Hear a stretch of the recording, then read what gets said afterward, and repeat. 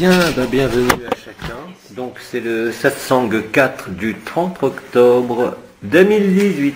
Il n'y a plus personne. Alors, qui veut causer?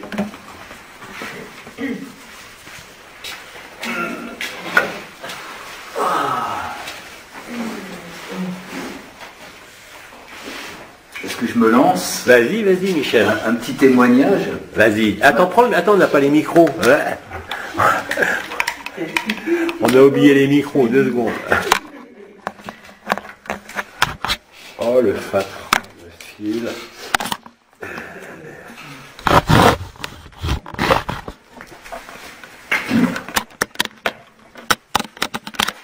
Ça fait des nœuds. On a des nœuds filaires. On va y arriver, on démêle. C'est tellement long ce truc là. Passe-le-moi passer, on va le passer. On y est presque. Alors, Ça calme. hop. Ouais, ça va aller là. Allez, ça y est. Allez, c'est bon Michel. Super. On est en direct? Voilà. On est en direct? Ah ouais, t'es en direct là. Ouais, ça m'intimide là. Pour l'instant, il n'y a que Brigitte qui écoute apparemment.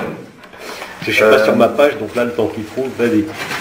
En fait, je sais pas si c'est d'actualité ou si ça peut amener quelque chose, mais j'avais peut-être envie d'en parler. Bien sûr. Donc c'est la première fois que je viens à ta retraite. Ouais. Et puis j'avais plein de questions qui me traversaient, des doutes, ça m'a fait monter des peurs de fou. Quoi. Alors, je t'ai même appelé pour dire ouais, qu'est-ce qui se passe, est-ce que je viens, est-ce que je viens pas, est-ce que je vais pas faire encore du culte d'idolâtrie, tout ça. Donc fort de tous ces questionnements, je me dis bon, finalement j'y vais parce que ça vaut sûrement le coup de se lancer, quoi, d'oser y aller. Et puis la veille du départ, comme par hasard, c'était presque rigolo, il y a une grand-mère de notre famille qui est très importante à beaucoup d'égards, dont mon fils s'occupe depuis 9 ans. Il a choisi de entre guillemets, se sacrifier pour l'aider parce qu'elle était impotente et tout, et en mauvais état. Donc il y a consacré avec sa maman 9 ans de sa vie, à temps plein. Donc c'était vraiment le don total. Et puis la veille de partir, d'arriver là, hop, mon fils m'appelle, il dit ah ben ça y est, la mamie est hospitalisée et en état grave, on ne sait pas qu'est-ce qui va se passer. Et tu m'avais prévenu d'ailleurs que tu devais peut-être partir. Ouais. Et je lui dis bah merde, alors c'est quoi ce signe? Après je me suis dit oh c'est un signe comme quoi il faut que tu restes, tu vois, chez moi. Ouais. Et puis je me suis dit ah ben non quand même, et ben tant pis, je vais faire confiance à la vie comme je t'avais dit, puis je verrai bien ce qui se passe en cours de route, si peut-être qu'elle mourra quand je rentrerai à Lyon, à la maison.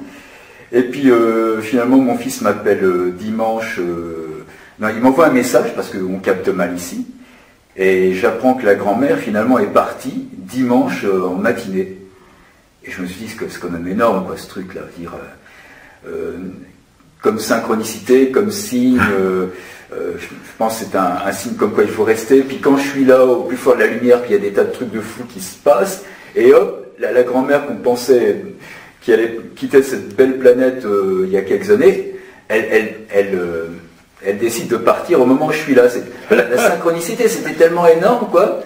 C'était tellement gros. Et puis par ailleurs, pris par l'habitude sociale, j'ai eu un gros coup de cafard, tu sais, le poids, la culpabilité, l'enterrement, tout ça, le social. Ouais, j'aurais dû y aller et tout. Tout le bazar, puis j'ai eu une espèce de tristesse énorme qui s'abattu sur moi, où oh là là, envie de sortir de là, puis la joie a fini par revenir, et mon fils m'a dit, mais tu as fait un travail super là-bas, reste là-bas, de toute façon elle est morte, puis on ne peut plus rien pour elle, puis on se reverra, il n'y a pas de souci, quoi. Donc je ne sais pas pourquoi je dis tout ça, j'en sais rien. Bah, tu démontres simplement ce qu'on disait hier, les oscillations, tristesse, joie, enfin élimination des derniers engrammes, on va dire, d'habitude. Là, je ne parle pas de blessure ou de mémoire, c'est des habitudes qu'on a adoptées, comme je disais, qu'on ne voit même plus parce que c'est tellement naturel que ça nous semble normal. Alors qu'effectivement, quand il y a l'éclairage de la lumière, tu t'aperçois que c'est pas normal, tout simplement. Et le simple fait de s'en apercevoir par cette confrontation entre, comme tu dis, cette énergie, cette lumière qui est là, cet amour qui est là, eh ben ça suffit. Ça suffit. C'est-à-dire que, comme tu le dis, toutes les interrogations que tu avais, et c'est ce qu'on constate de plus en plus souvent, s'effacent devant la réalité de la lumière.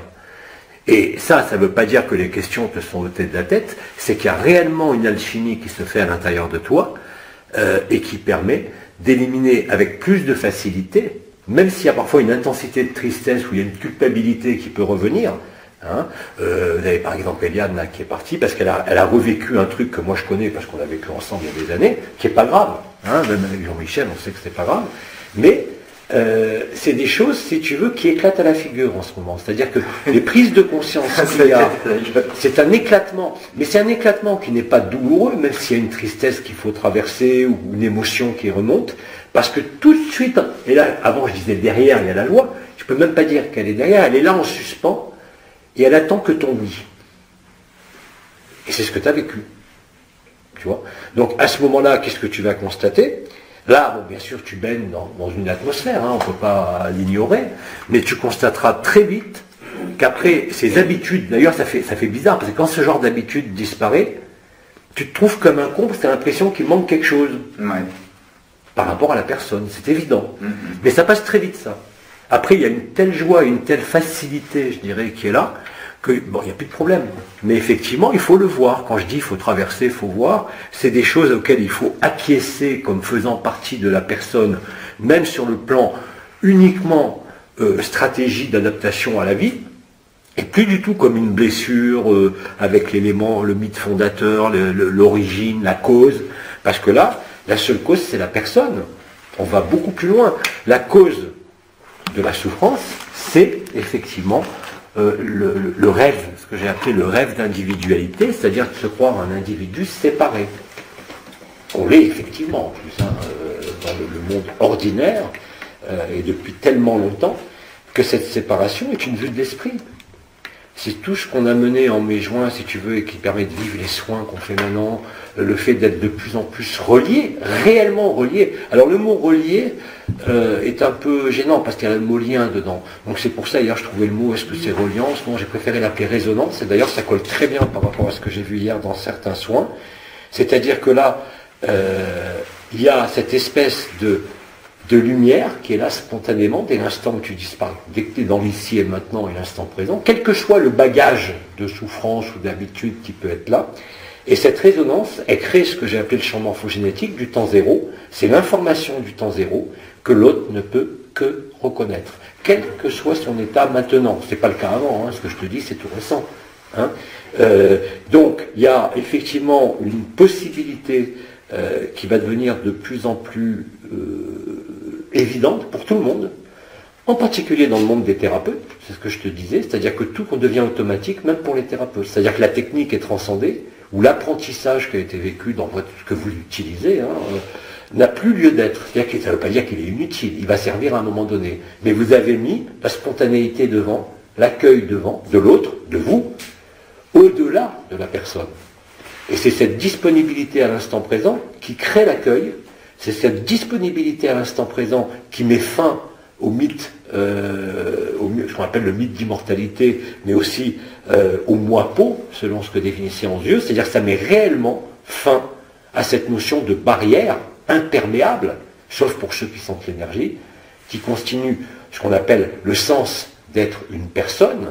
Ça concerne aussi bien la proprioception, puisque la proprioception, c'est-à-dire sentir son corps, on habite ce corps, mais on l'a toujours considéré comme étant nous.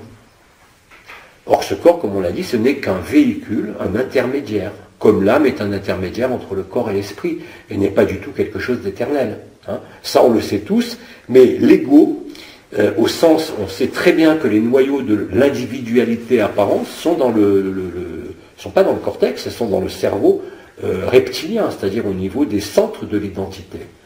Tout ce qui est cognitif n'est qu'une interface avec la conscience. Par contre, tout ce qui est dicté, que ce soit les réflexes de survie dont j'ai parlé, les habitudes comportementales qui on croit tous correspondent à notre personnalité, est une vaste escroquerie.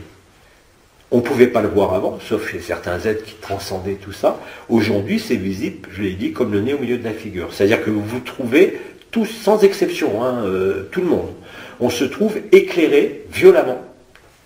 Non pas comme avant pour les rappels à l'ordre de la lumière. Vous vous rappelez quand on a vu les problèmes de thyroïde, de fracture, enfin... Là, non, c'est un jeu qui se joue au niveau de la conscience, entre les différentes parts de la conscience, c'est-à-dire la conscience dite personnelle, la personne, tout simplement, hein, et de notre côté, quelque chose qui n'est ni l'âme ni l'esprit, mais qui est la lumière pure, que nous sommes, puisque nous sommes antérieurs à cette lumière. Donc, l'identification à la lumière, non pas par des projections, des visions, des expériences, mais par l'état de la conscience vécue dans l'instant présent, suffit à laisser, comme je le dis depuis longtemps, l'intelligence de la lumière œuvrer, c'est-à-dire ne pas se saisir d'une problématique, ne pas l'arrêter, ni par la compréhension, ni par l'explication, ni par la justification, ni par la causalité. Et ça, c'est ça qui est le plus dur. Vous savez, quand on est thérapeute, même moi en tant que médecin, j'ai pris l'exemple d'une épaule de quelqu'un il y a 2 jours, parce que c'est un réflexe conditionné. Parce qu'on a fait l'apprentissage pour faire ça. Donc tout apprentissage ne vise qu'une chose. Rappelez-vous, la conscience, elle fonctionne en analyse, synthèse, intégration. L'intégration, c'est que vous n'avez plus besoin d'y penser, que ça se fait tout seul. Vous maîtrisez, entre guillemets. Cette maîtrise-là empêche la lumière d'œuvrer en totalité. Donc, qu'est-ce qu'il faut? Il faut simplement dépasser la technique, et la technique a été inscrite dans la personne, et donc d'adapter ou d'adopter cette installation au sein de l'instant présent va permettre à la lumière réellement et concrètement d'œuvrer. Ce n'est pas une vue de l'esprit quand je dis de laisser la lumière œuvrer. C'est comme ça que ça se passe. Ce n'est pas une vue d'esprit, c'est même pas de l'énergétique, c'est quelque chose qui touche, c'est même pas du vibral. Ça touche le noyau du conflit. Ce que j'appelle le noyau du conflit, c'est ce fameux face-à-face et seul à seul, où il convient de laisser la lumière te faire le deuil de ce mythe d'immortalité. L'ego n'existe, la personne n'existe que parce qu'il y a en elle ce mythe d'immortalité. Je vous ai dit que la spiritualité n'est que l'aspect dévoyé de la peur de la mort. Toute recherche spirituelle démarre uniquement, non pas par une recherche de sens, mais cette recherche de sens, elle est induite par le mythe d'immortalité et la peur de la mort. C'est dans le fonctionnement d'un ego, d'une personne, vous avez à un moment donné des stratégies de défense de cet ego qui sont inconscientes et subconscientes, bien sûr, comme ça a été défini par les plus grands psychologues, hein, qui vont dicter ce qu'on appelle un esclavage cognitif, qui n'est même pas la blessure initiale, qui est simplement maintenant cet automatisme de comportement. Tu vois, c'est même pas du comportementalisme qu'on peut analyser, puisque c'est quelque chose qui est constant, puisque l'ego n'existe que parce qu'il se croit immortel. Alors dans la spiritualité, on est tous passés par là, qu'est-ce qu'on fait? On dit, ah, c'est karmique, ça vient de mes vies passées. Donc on sort de la personne pour essayer d'aller sur quelque chose qui est plus ouvert, et on s'enferme encore plus. Et ça, on l'avait constaté à l'époque avec Patrick Drouot, hein, parce que bon, j'ai fait les formations Drouot à l'époque parmi les premiers. Quand on a commencé à mesurer l'effet de ces techniques de régression, moi j'ai arrêté tout de suite. On avait fait déjà entre 5 et 10 000. J'ai dit, moi j'arrête. Quand je vois ce qui se passe, j'arrête. Pourquoi? Parce que vous créez des transferts, comme dans ce qu'on appelle les constellations familiales, par exemple, de Bert Hellinger, qui ont des effets surprenants, mais qui sont dévastateurs pour les participants. Mais vraiment dévastateur. Parce que la résonance qui est créée là, c'est pas une résonance, c'est un transfert. Vous créez un transfert au sens psychologique du terme, hein, sur lequel il n'y a pas de possibilité de contre-transfert, parce que ceux qui les vivent dans les constellations familiales ou dans les régressions, vous êtes seul à seul. Et Drouot, quand il faisait ça, le dernier où j'ai été, on était 200 dans la salle, je me suis sauvé. Il y avait des entités qui voyageaient partout, il y avait des mémoires qui voyageaient partout, et tout le monde se chopait les mémoires qui étaient évacuées par les gens. Et dans les régressions, c'est la même chose. On a démontré que quand on faisait les régressions selon les techniques dites ascensionnelles de sophrologie de Drouot, on créait un lien, et le thérapeute se retrouvait avec l'engramme qui était éliminé dans son champ énergétique. C'est pas neutre. C'est des transferts au sens psychologique du terme. Le transfert, c'est ça. Hein? Or là, comme c'était des gens, il n'y avait pas de possibilité pour un thérapeute qui connaît la manœuvre d'appliquer, entre guillemets, ce qu'on appelle des contre-transferts. Et les gens se mangeaient des merdes pas possibles. Hein? Donc, et comme je l'ai expliqué ce matin, vous avez la maïeusthésie de Soubiré, qui crée les conditions de cet accueil qu'on peut avoir en thérapeute aujourd'hui, et de façon beaucoup plus aisée. Hein. La difficulté, elle est de vaincre, si tu veux, ce mythe d'immortalité où tout fonctionne par action-réaction, où on recherche toujours une causalité. D'ailleurs, tu le disais toi-même, et moi aussi, quand quelqu'un vient, il lui dit j'ai mal là, il veut savoir pourquoi il a mal là. Alors s'il est très matérialiste, il lui faut un truc matériel. S'il est très branché interaction, il lui faut une explication liée à son enfance, à son vécu, à ses énergies ou au traumatisme qu'il vit ou qu'il a vécu. Et c'est fini. Là, vous bouclez la boucle de l'enfermement. C'est-à-dire que vous ne rompez pas le mythe d'immortalité, vous le renforcez. Hein? Il n'y a que quand il y a rupture du mythe d'immortalité que la personne est libre de la personne, même si elle souffre. La rupture du mythe d'immortalité, c'est quoi? C'est l'information du temps zéro qui arrive dans la tête, pas dans le cœur, mais dans la tête. Ça suffit, cette rupture du mythe d'immortalité. Alors on la vit de façon expérimentale quand on fait une expérience de mort imminente, même si elle est incomplète, parce qu'à ce moment-là, qu'est-ce qui se passe? Quel que soit l'état de la personne, quel que soit le type de NDE, la personne vit qu'elle n'est pas ce corps, parce qu'elle sort du corps. Donc dès l'instant où tu as vu ton corps, tu sais que tu n'es pas le corps, même sans aller jusque dans la lumière. Hein. Et ça met fin au mythe d'immortalité. C'est quelque chose qui se passe réellement au niveau du thalamus central, et vous n'êtes plus enfermé. Ce qui ne veut pas dire que tout va bien, parce que raison de plus, vous êtes de plus en plus, quand la NDE n'a pas été complète et que vous n'avez pas traversé la lumière, c'est un des cas de la rupture du mythe d'immortalité, vous allez constater que les frères et les sœurs vont renforcer ce mythe d'immortalité. Et là, vous avez ce qu'on appelle une inflation de l'ego. Vous avez une inflation de l'illusion, même si les personnes sont, entre guillemets, hein, vous appréciez ça comme vous voulez, très bonnes et très simples, très humbles, qui vont être emportées par ces égrégores, ces pensées, ces trucs, tout en ayant la certitude de ne pas être ce corps, puisqu'ils ont vécu qu'ils n'étaient pas ce corps. Donc ça crée des instabilités psychologiques qu'on peut voir dans certaines NDE, surtout quand il y a eu des souffrances antérieures, qui sont résolues, là aussi, par le fait d'être rassuré sur la peur de la mort. Hein. Et cette peur de la mort, encore une fois, c'est un réflexe de survie, puisque l'ego... Réflexe de survie. C'est quoi ça? C'est un réflexe de survie.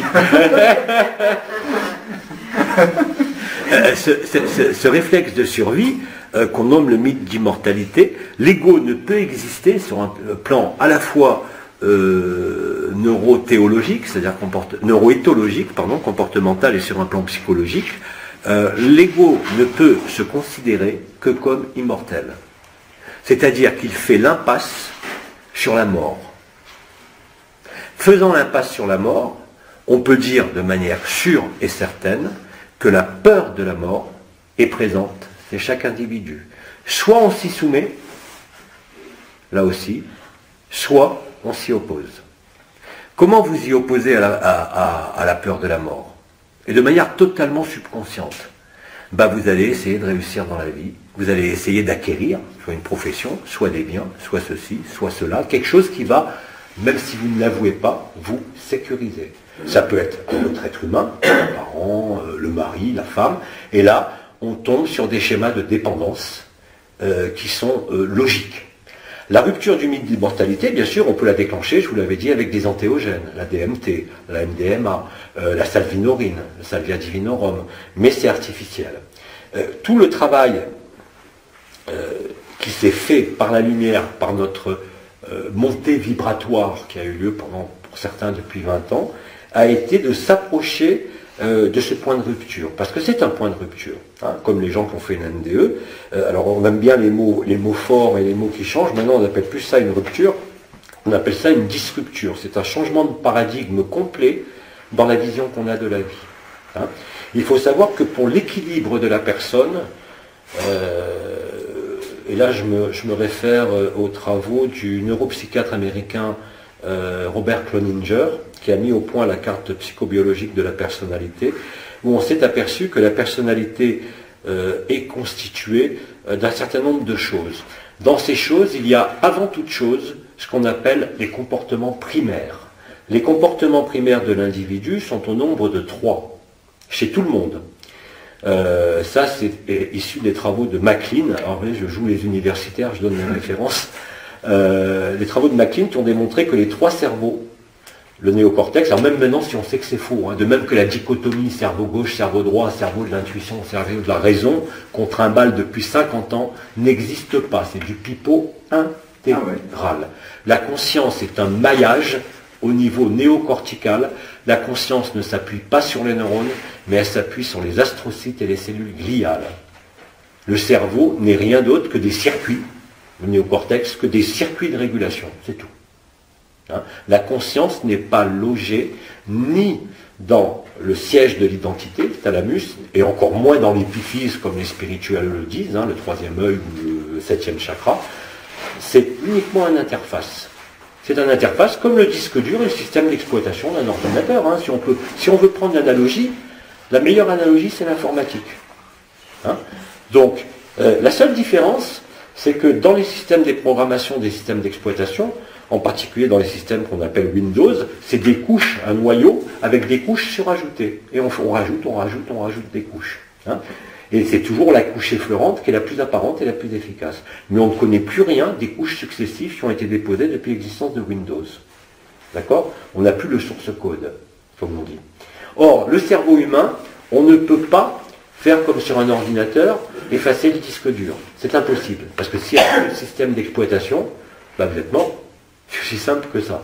Or, qu'est-ce qu'on fait, par exemple, dans les thérapies cognitives et comportementales, ou des thérapies maintenant qu'on appelle d'induction comportementale, on rajoute une couche. Et ça va bien, ça marche. On le voit dans les stress post-traumatiques, par exemple avec le MDR, on le voit dans les accompagnements qui sont faits aussi bien par la myosténique, dans les psychothérapies de quelque nature que ce soit, de type comportementaliste. On le voit en énergétique aussi, on le voit dans plein de secteurs.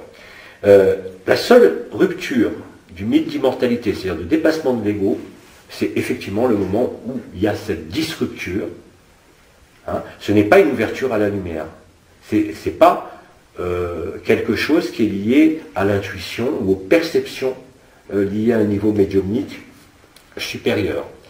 La disrupture, elle se produit quand réellement la couche du moi-peau n'est plus sous l'emprise du cerveau reptilien. C'est la rupture du mythe d'immortalité. Et à ce moment-là, tout naturellement, c'est le cœur qui prend le relais.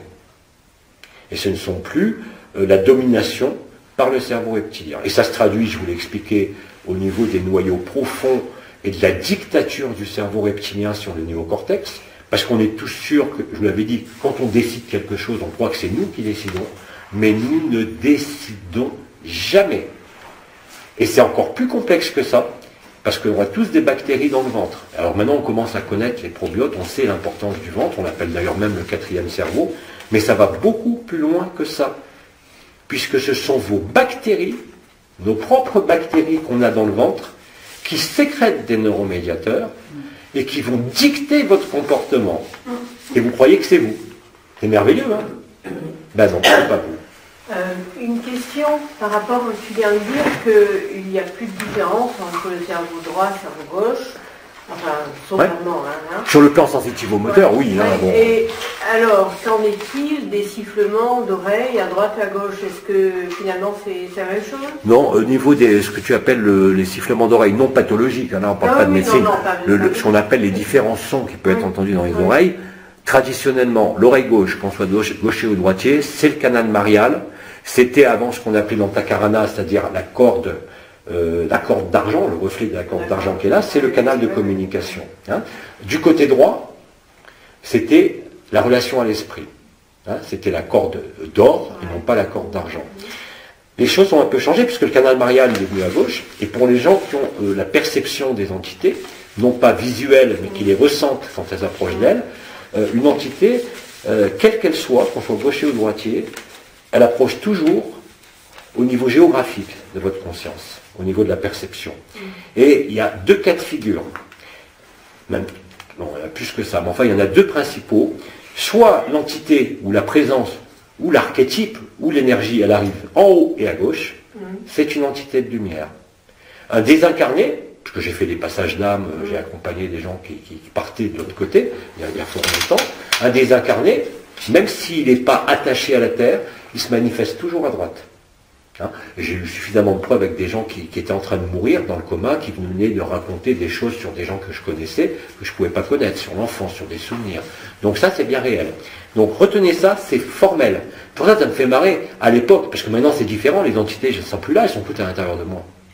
Toutes, sans exception. Quand ça siffle davantage d'un côté à gauche, par exemple. Ouais. Quand tu as quelque... En haut, hein, attention, parce que les entités astrales, bien sûr, elles rentrent soit dans le plexus solaire, classique, soit celles qui vous possèdent, en particulier les archontes, les insectes et tout ça, ils s'accrochent sur le triangle de terre à l'arrière de la nuque. C'était le lieu classique de l'envoûtement dans les campagnes, quand on piquait des clous sans tête dans les dagites, c'est-à-dire les poupées qui étaient censées représenter un humain, dans le vaudou ou même dans la magie des campagnes, on plantait une aiguille avec une statue qui était censée, en cire, qui était censée représenter la personne, dans laquelle on avait mis, pas moi, hein, de manière générale, mais j'ai étudié toute cette technique-là pour justement essayer de comprendre comment on peut faire un transfert. Et ça marche très bien d'ailleurs, hein, pour ceux qui font ça. Mais là, en ayant un extrait de la personne, hein, ça peut être un cheveu, un boudon, un vêtement, n'importe quoi. Bon, ça c'est des trucs qui ne sont pas très agréables. Je disais ça par rapport à quoi? Par rapport à cette... Hein? Oui, alors, donc, un être de lumière, alors à l'époque ça me faisait rire, parce qu'il y avait des gens qui me disaient qu'ils canalisaient, donc je leur demandais, ben, l'entité elle arrive pas où? Regardez l'entité, quelle entité? Ben, vous sentez quelque chose qui se manifeste, je parlais même pas d'entité, d'énergie, vous sentez quelque chose par là, par là, par là, par là. Ah non, je sens rien. Ah, tu ne peux pas canaliser si tu ne sens pas, c'est pas possible. C'est impossible. Ça ne s'appelle plus une canalisation, c'est autre chose. Hein. Donc, ensuite, vous avez les entités archontiques, par exemple. Hein. Vous savez, je l'ai expliqué, quelqu'un qui a eu un éveil de la Kundalini il y a 20-30 ans, se voyait adjoindre systématiquement une belle entité, un bel archonte qui était plaqué dans son dos. Et tous les gens qui sont médiums le voyaient, hein, d'ailleurs. Et à ce moment-là, cette personne elle vit en état de parasitage permanent sans s'en apercevoir. Parce que quand vous avez un archonte qui arrive dans le dos et qui se plaque dans votre dos avec un éveil de la Kundalini, hein, là je parle des choses qui se passaient avant que l'Esprit Saint descende, ben, ces gens-là vont avoir des pouvoirs psychiques énormes. Hein, mais ça n'a rien à voir avec la lumière.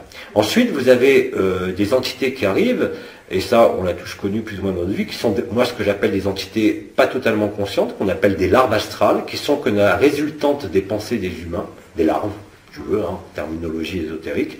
Celles-là, elles viennent se plaquer et s'accrocher au milieu de la cuisse gauche. Il y a un point d'entrée ici, et elles se plaquent toutes là. La distinction peut être parfois difficile, justement dans les canalisations. Je vous ai dit, quand les chakras sont ouverts, vous recevez l'entité, maintenant elles sont là, donc il n'y a plus de problème, mais quand elle arrivait par la tête, toute la subtilité des forces noires, c'était de vous faire croire qu'elles arrivaient par la gauche, alors qu'en fait elles arrivaient derrière. Hein, donc ça nécessite bien sûr de sentir les énergies. Hein. Et par contre, les incarnés, c'est pas négatif ce que je dis, hein, tous les incarnés, j'en ai rencontré plein, tous les gens que j'ai accompagnés de l'autre côté, ils arrivent à droite. Hein. Or, et ça on l'a vérifié aussi à l'époque, tous les gens qui ont fait, vous savez, le Père Brune, la transcommunication instrumentale, l'écriture automatique, toutes ces techniques qui ont permis, comme le disait le docteur Moody, dont j'avais perdu le nom hier, ça m'est revenu, Raymond Moody, qui travaille sur ça, et j'avais accompagné d'ailleurs les équipes du Père Brune à l'époque, avec Nicole Dron et tout ça. Et moi je faisais des effets carriants. Donc à chaque fois que ces gens-là faisaient de la transcommunication instrumentale, donc des désincarnés se manifestaient, mais pour qu'un désincarné se manifeste, il vous soutire de l'énergie vitale. Alors quand c'est un désincarné que tu accompagnes, c'est pas grave, prends un peu d'énergie, mais quand tu mets en œuvre des techniques comme il faisait de transcommunication instrumentale, tout le groupe, ils étaient livides, mais en permanence, c'est-à-dire qu'ils étaient exsangues, ils étaient pompés. C'est pas que c'est des entités négatives, mais un désincarné, même pour se manifester à travers un poste de radio ou un écran de télé, il passe à travers toi. Alors qu'un être de lumière, quand il arrive à gauche, avant, hein, parce que maintenant tout est dans le cœur, la différence, c'est que les gens me demandaient, mais t'es pas fatigué quand tu canalises? Mais non, pas du tout, ça me met dans une forme éblouissante, parce que quand un être de lumière est là, il vous nourrit.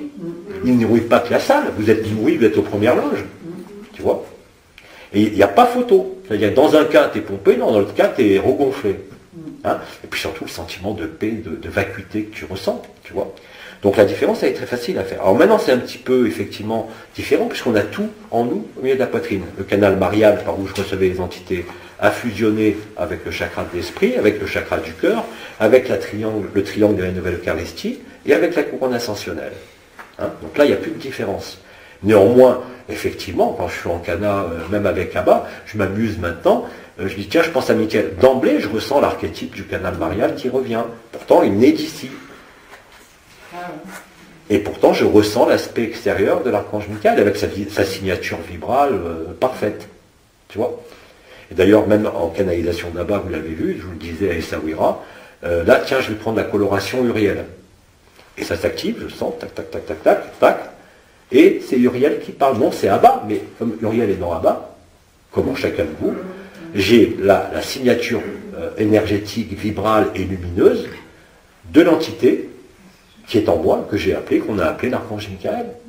C'est aussi simple que ça. Et bien sûr, quand vous avez l'habitude de naviguer entre la personne, l'énergie, le vibral, la conscience nue, l'amour nu, et tout ça, et que vous avez étudié ça, ben vous le voyez comme le nez au milieu de la figure. Tu vois? Même si c'est inutile. Aujourd'hui, je dis à tout le monde, il y avait plein de gens, ils se retrouvent dans cet état de béatitude et d'amour, mais ils disent, ouais, mais quand même, je vis pas la multidimensionnalité. Mais je dis, mais heureux les simples d'esprit. C'est pas destiné à tout le monde, la multidimensionnalité. Hein? Tout ce qu'on a fait avec Brigitte, d'ailleurs, qui nous écoute, en mai-juin, on a failli effacer notre peau. Tu vois? Parce qu'on consumait l'énergie vitale.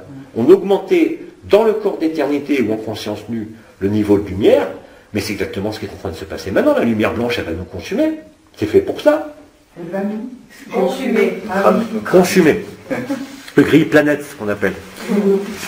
J'ai appelé ma mère quand je le vivais toutes les nuits, tellement c'était horrible. C'est effectivement horrible pour la personne, parce que qu'est-ce qui va se passer avec la lumière blanche et maintenant l'absolu, c'est-à-dire l'écran noir, le non-être, pour les mots, c'est la mort. Et c'est quelque chose d'intolérable du fait même du mythe d'immortalité. Dès que l'ego est vu, pas vu intellectuellement, pas vu dans les concepts, mais vu par une expérience de mort imminente et que vous voyez votre corps, vous savez que vous n'êtes pas ce corps, même si vous y êtes soumis par vos habitudes et par vos souffrances. Et c'est encore plus intolérable, tu vois. Mais maintenant, c'est différent, comme la joie recouvre tout ça, et de façon de plus en plus évidente. Par exemple, dans les soins hier, je m'attendais à m'amuser à ressortir dans mon cornet, qui a repris le devant. Alors c'est très marrant, parce que là, c'est la première fois que je sors dans cet état-là. Je suis sorti dans le corps d'éternité qui me double, c'est-à-dire la même structure que moi, mais blanche. Pas de cordec, pas de corps de cristal, je me dis, oh ben, c'est banal. Et non, ça a été encore plus fort. D'ailleurs, il y en a certains qui ont vu mon visage habillé en blanc. Et c'est là où je me suis aperçu que c'est très marrant, parce que hier, je ne suis pas venu seul, bon, je ne sais pas si certains l'ont senti, j'étais avec Élodie, mais elle aussi dans ses différents véhicules. Et ça me faisait comme des interférences, parce qu'Élodie, elle n'est pas encore stable, elle s'en rappelle même pas quand elle revient, mais les gens s'en rappellent. Mais moi, je descendais, j'étais stable dans ma forme, alors parfois j'étais au-dessus, mais je trouvais que l'angle, comme elle était toujours à droite, à gauche de la personne, je revenais moi à droite, hein, et je voyais sa forme qui n'était pas stabilisée, comme quand tu regardes un écran, tu vois un truc, là, comme dans Matrix, un truc qui bouge. Donc elle passait d'un corps de végalien à son corps à elle, à un autre archétype. Elle n'arrivait pas à stabiliser. Hein. Donc ça, il y en a qui l'ont vu en forme de végalien, parce qu'effectivement elle a une lignée végalienne. Tout petit bonhomme vachement sympa là. Et moi je le voyais aussi. C'était pas stable. Mais parce qu'elle n'a pas encore la facilité de ramener de la personne à ce corps d'éternité, hein, qui est en plus, comme je l'ai dit, un costume. Je peux emprunter tous les corps. Hein. Je peux emprunter tous les costumes, mais attention à l'identification. C'est pas parce que j'emprunte le costume de Marie que je vais être Marie. C'est pas parce que j'emprunte le costume du dieu Odin que je vais être Odin. Enfin, ça veut rien dire. C'est juste un archétype que je revais parce que j'ai touché le monde des archétypes. C'est tout. Mais j'ai aucune velléité en moi de me croire ceci ou cela. Je ne suis rien d'aucune forme. Et pourtant, je peux emprunter toutes les formes. Et là, ça crée effectivement une liberté qui peut être comparée à rien. Donc tu vois bien qu'à ce moment-là, tous les concepts, tout ce qui concerne ce monde m'intéresse, mais je ne suis pas dupe. Parce que je l'ai vécu, pas parce que j'y crois. Tu vois? Et c'est pour moi l'avantage, pas pour moi, hein, parce que je te garantis que les gens, regardez par exemple Christiane Singer, elle n'avait pas besoin de connaître les chakras, les autres dimensions et tout ça. Elle exprimait l'amour le plus total et le plus nu, et elle a vécu l'ultime, c'est-à-dire qu'elle a vécu, elle a vu et elle a vécu qu'on était tous amour et qu'on était tous les uns dans les autres. C'est la vérité. C'est la vérité. Et c'est la seule vérité. Même le plus dur, et c'est pour ça que Jésus disait d'aimer surtout ses ennemis et de remercier ses ennemis. Parce qu'il n'y a pas meilleur enseignement et meilleure transformation par celui qui vous fait le plus souffrir, ou qui vous a fait le plus souffrir. D'autant plus quand vous connaissez les lois du karma, qui ne fonctionnent pas comme on croit, c'est-à-dire que vous choisissez toujours, alors il y en a qui vont bondir, vous choisissez toujours comme parent, père ou mère, quelqu'un qui vous a tué dans une vie passée. Parce que le karma fonctionne dans l'autre sens. Et c'est en revenant dans le ventre de cette mère ou dans l'ADN du père que vous générez cet amour qui va permettre de guérir la souffrance de l'autre, le karma de l'autre. Tu vois? Et c'est systématique, c'est des choses qui m'avaient halluciné quand je faisais les régressions. Pas les techniques de Roux, mais les techniques avec des cristaux qui évitaient justement les effets secondaires des techniques ascensionnelles. On s'apercevait que systématiquement, un des deux parents était celui qui avait tué la personne. C'est pour ça que le karma est sans fin. Et que même dans les fondements de la mystique tibétaine, on vous dit bien, il y a que les occidentaux pour être assez tarés de croire qu'ils devaient résoudre toutes les actions de leur vie passée. Ça n'a jamais été dit dans le bouddhisme, ça, originel en tout cas. Dans le Vajrayana, ça n'a jamais été dit. Il n'y a que les occidentaux, avec Drouot, qui ont imaginé ça, ou le bouddhisme français. Ça n'existe pas. Que faites-vous de la grâce, que faites-vous de l'amour là-dedans, même chez les bouddhistes, la compassion, comme ils disent. C'est ça. C'est pas d'aller résoudre les karmas, ou comme le faisaient même certains moines tibétains, de méditer devant des tankas qui représentaient la vie jusqu'à temps que l'écran devienne blanc. Ça, c'est un travail mental. Et d'ailleurs, j'ai eu la chance de soigner énormément de bouddhistes de différents centres bouddhistes en France que je ne citerai pas, puisque j'avais une amie avocat qui était l'avocat des amitiés franco-tibétaines et qui s'occupait des affaires légales de tous ces moines. J'ai pas vu un moine bouddhiste qui n'avait pas le deuxième chakra en excès. Ils sont tous avec leur home là, dans l'assise, la solidité. Ben, il n'y a rien là. Hein. Rien. Rien de rien, même s'ils parlent de compassion. Rien de rien, et même chez les hauts dignitaires. Tout est là. Et tu m'étonnes après que dans le bouddhisme tibétain, on apprend qu'il y a de la pédophilie au même niveau que dans le judaïsme, que dans le christianisme et tout. C'est normal, c'est des gens qui travaillent sur le contrôle, l'assise, sur le mental. Alors bien sûr, il y a toujours des mystiques, hein, il y a toujours un qui échappe à ça. Padre Pio, les saints de l'Église catholique, même dans l'islam, les soufis, dans toutes les traditions, il y en a qui échappent au conditionnement. Mais c'est normal. Ils cherchent à contrôler, ils cherchent à maîtriser, ils cherchent à s'élever. Tout ce que vous croyez contrôler, vous contrôle. À l'insu de votre plein gré. Et effectivement, bah là j'ai une grosse surprise, ils avaient tous des pathologies sur le deuxième chakra. Et maintenant je comprends mieux pourquoi les rites de sodomie, même chez les bouddhistes et officiellement là-bas, sont constants. Constants. Regardez le lama là, qui parle de ce qu'il a vécu quand il était enfant. C'est un acte normal pour eux. C'est complètement fou, mais bon. Et c'est comme ça qu'ils acquièrent les pouvoirs. Et c'est horrible. Il y a une question là-bas. Ouais. En fait, je voulais faire un témoignage, je me suis dit que ça pouvait peut-être... Viens là alors, c'est un témoignage. Alors, apparemment, je vois que pas beaucoup de gens nous ont trouvés sur la page des transformations. Ben, c'est pas grave, tant pis pour eux. Pourtant, ça a été annoncé. Je ne comprends pas pourquoi il y a si peu de gens par rapport à d'habitude. Je crois que je reprendrai ça sur ma page, après c'est plus sûr. Ouais, en fait, je voulais témoigner que... Par rapport aux archontes, même si c'est pas très agréable de parler de ça. Oh, tu peux en parler, moi ça me fait rire maintenant. Mais je me dis que ça peut être intéressant des gens sachent.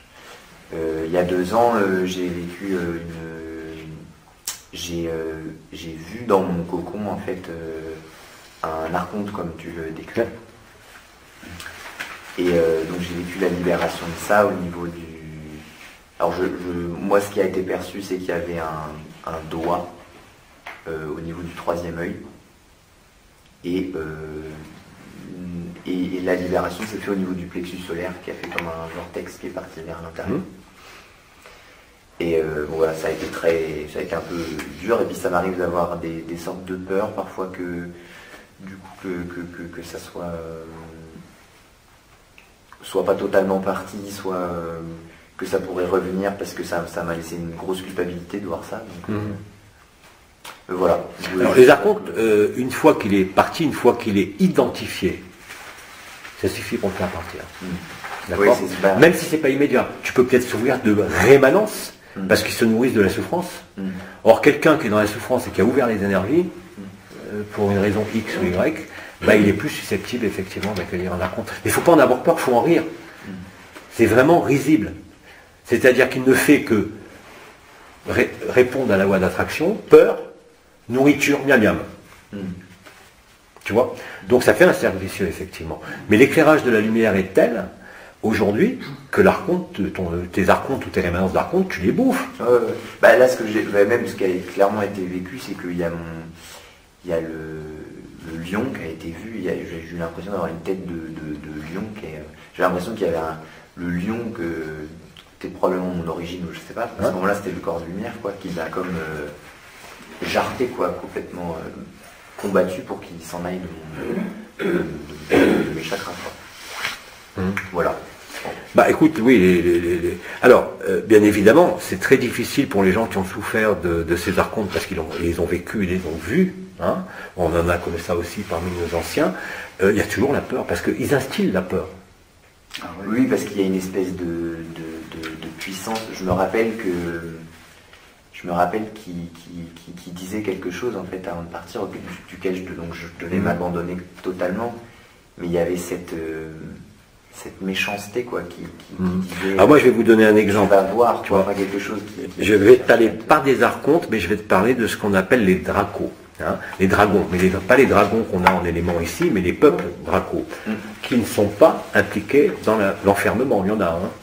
Et ils sont d'ailleurs des couleurs magnifiques. Et en 2009, quand je voyageais avec Anaël, puisque là je n'étais pas capable de me diriger, le Christ, un jour, m'a emmené rencontrer un administrateur de monde, mais pas enfermant, comme on a vécu ici, parce qu'il y en a aussi des bons, hein, quand même, heureusement. Et ben, je peux te dire que j'en menais pas large. Le Christ a voulu que je vienne pour toucher ses cornes. Et pourtant, c'était un draco blanc, magnifique.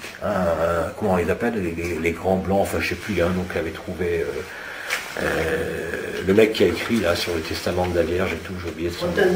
Oui, voilà. Je voulais justement te poser une question. Ouais.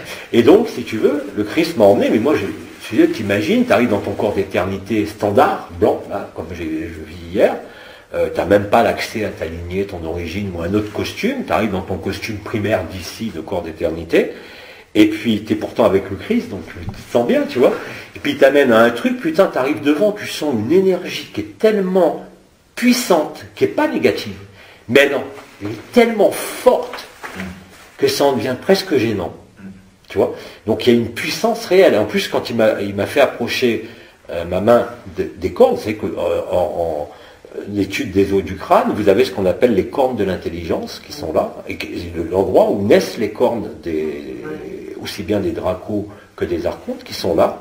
Et les cornes, c'est les antennes cosmiques. Steiner en avait parlé à l'époque, hein, c'est ce qui capte l'énergie cosmique, la corne.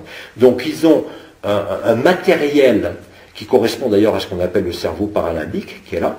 Hein. Ils ont un matériel au-dessus des oreilles, pour ceux qui ne voient pas. Là, c'est les cornes qui partent des angles du cuir chevelu, des angles frontaux, là, et qui partent depuis les points attraction-répulsion, les deux étoiles ici, qui passent par le coin, l'angle du front, de chaque côté, et qui va aller rejoindre à l'arrière les deux Ayota Kodesh qui sont à droite l'Ayota Kodesh de l'eau, au niveau de la petite couronne de la tête, et à gauche l'Ayota Kodesh de l'air. Hein, et ce système qui est inscrit dans leur structure de 3D, parce que moi j'étais dans un corps de lumière, mais lui il était dans un corps 3D, hein, 3D unifié, mais 3D. Je peux te dire que même dans ce corps d'éternité, même avec le Christ, tu n'as qu'une envie, c'est de faire pipi sur toi, entre guillemets, de te barrer vite fait. Bon, il y avait cette peur, elle est archétypale, elle a été inscrite même dans mon corps dans lequel je voyageais. Et j'ai touché, il m'a fait toucher ces cornes, et là, j'ai ce système de cornes qu'ils ont sur les côtés, c'est effectivement toute la mémoire des mondes. C'est-à-dire qu'ils ont en eux toute la puissance vibrale de tous les mondes qui ont été créés. C'est comme si c'était une bibliothèque de la création. C'est un serveur de réseau qui gère tous les disques durs. Mais quand je dis il gère, c'est qu'il ne les contrôle pas, il vérifie que tout fonctionne. C'est ça les administrateurs de monde, qu'on appelle les satam en sumérien, et qui sont devenus dans ce monde Satan. Bon, c'est comme ça. Donc, si tu veux, le monde des Dracos en 3D, c'est un monde unifié. Ça n'a rien à voir avec un Végalien. Hein. Ben, les Végaliens aussi en 3D unifié. Un Végalien, ils ont une maîtrise totale, par exemple, quand ils interviennent dans les hôpitaux, que ce soit au Chili ou en Andorre, parce qu'ils interviennent vraiment sur les enfants, surtout. C'est d'une douceur inconsidérable. Ils ont une puissance aussi, mais qui est une puissance qui n'a rien à voir avec son télépathe, bien sûr.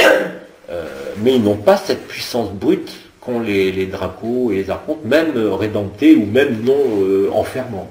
Hein. Donc c'est une énergie auquel nous, humains, je vous rappelle quand même qu'on porte en nous le drame de la création.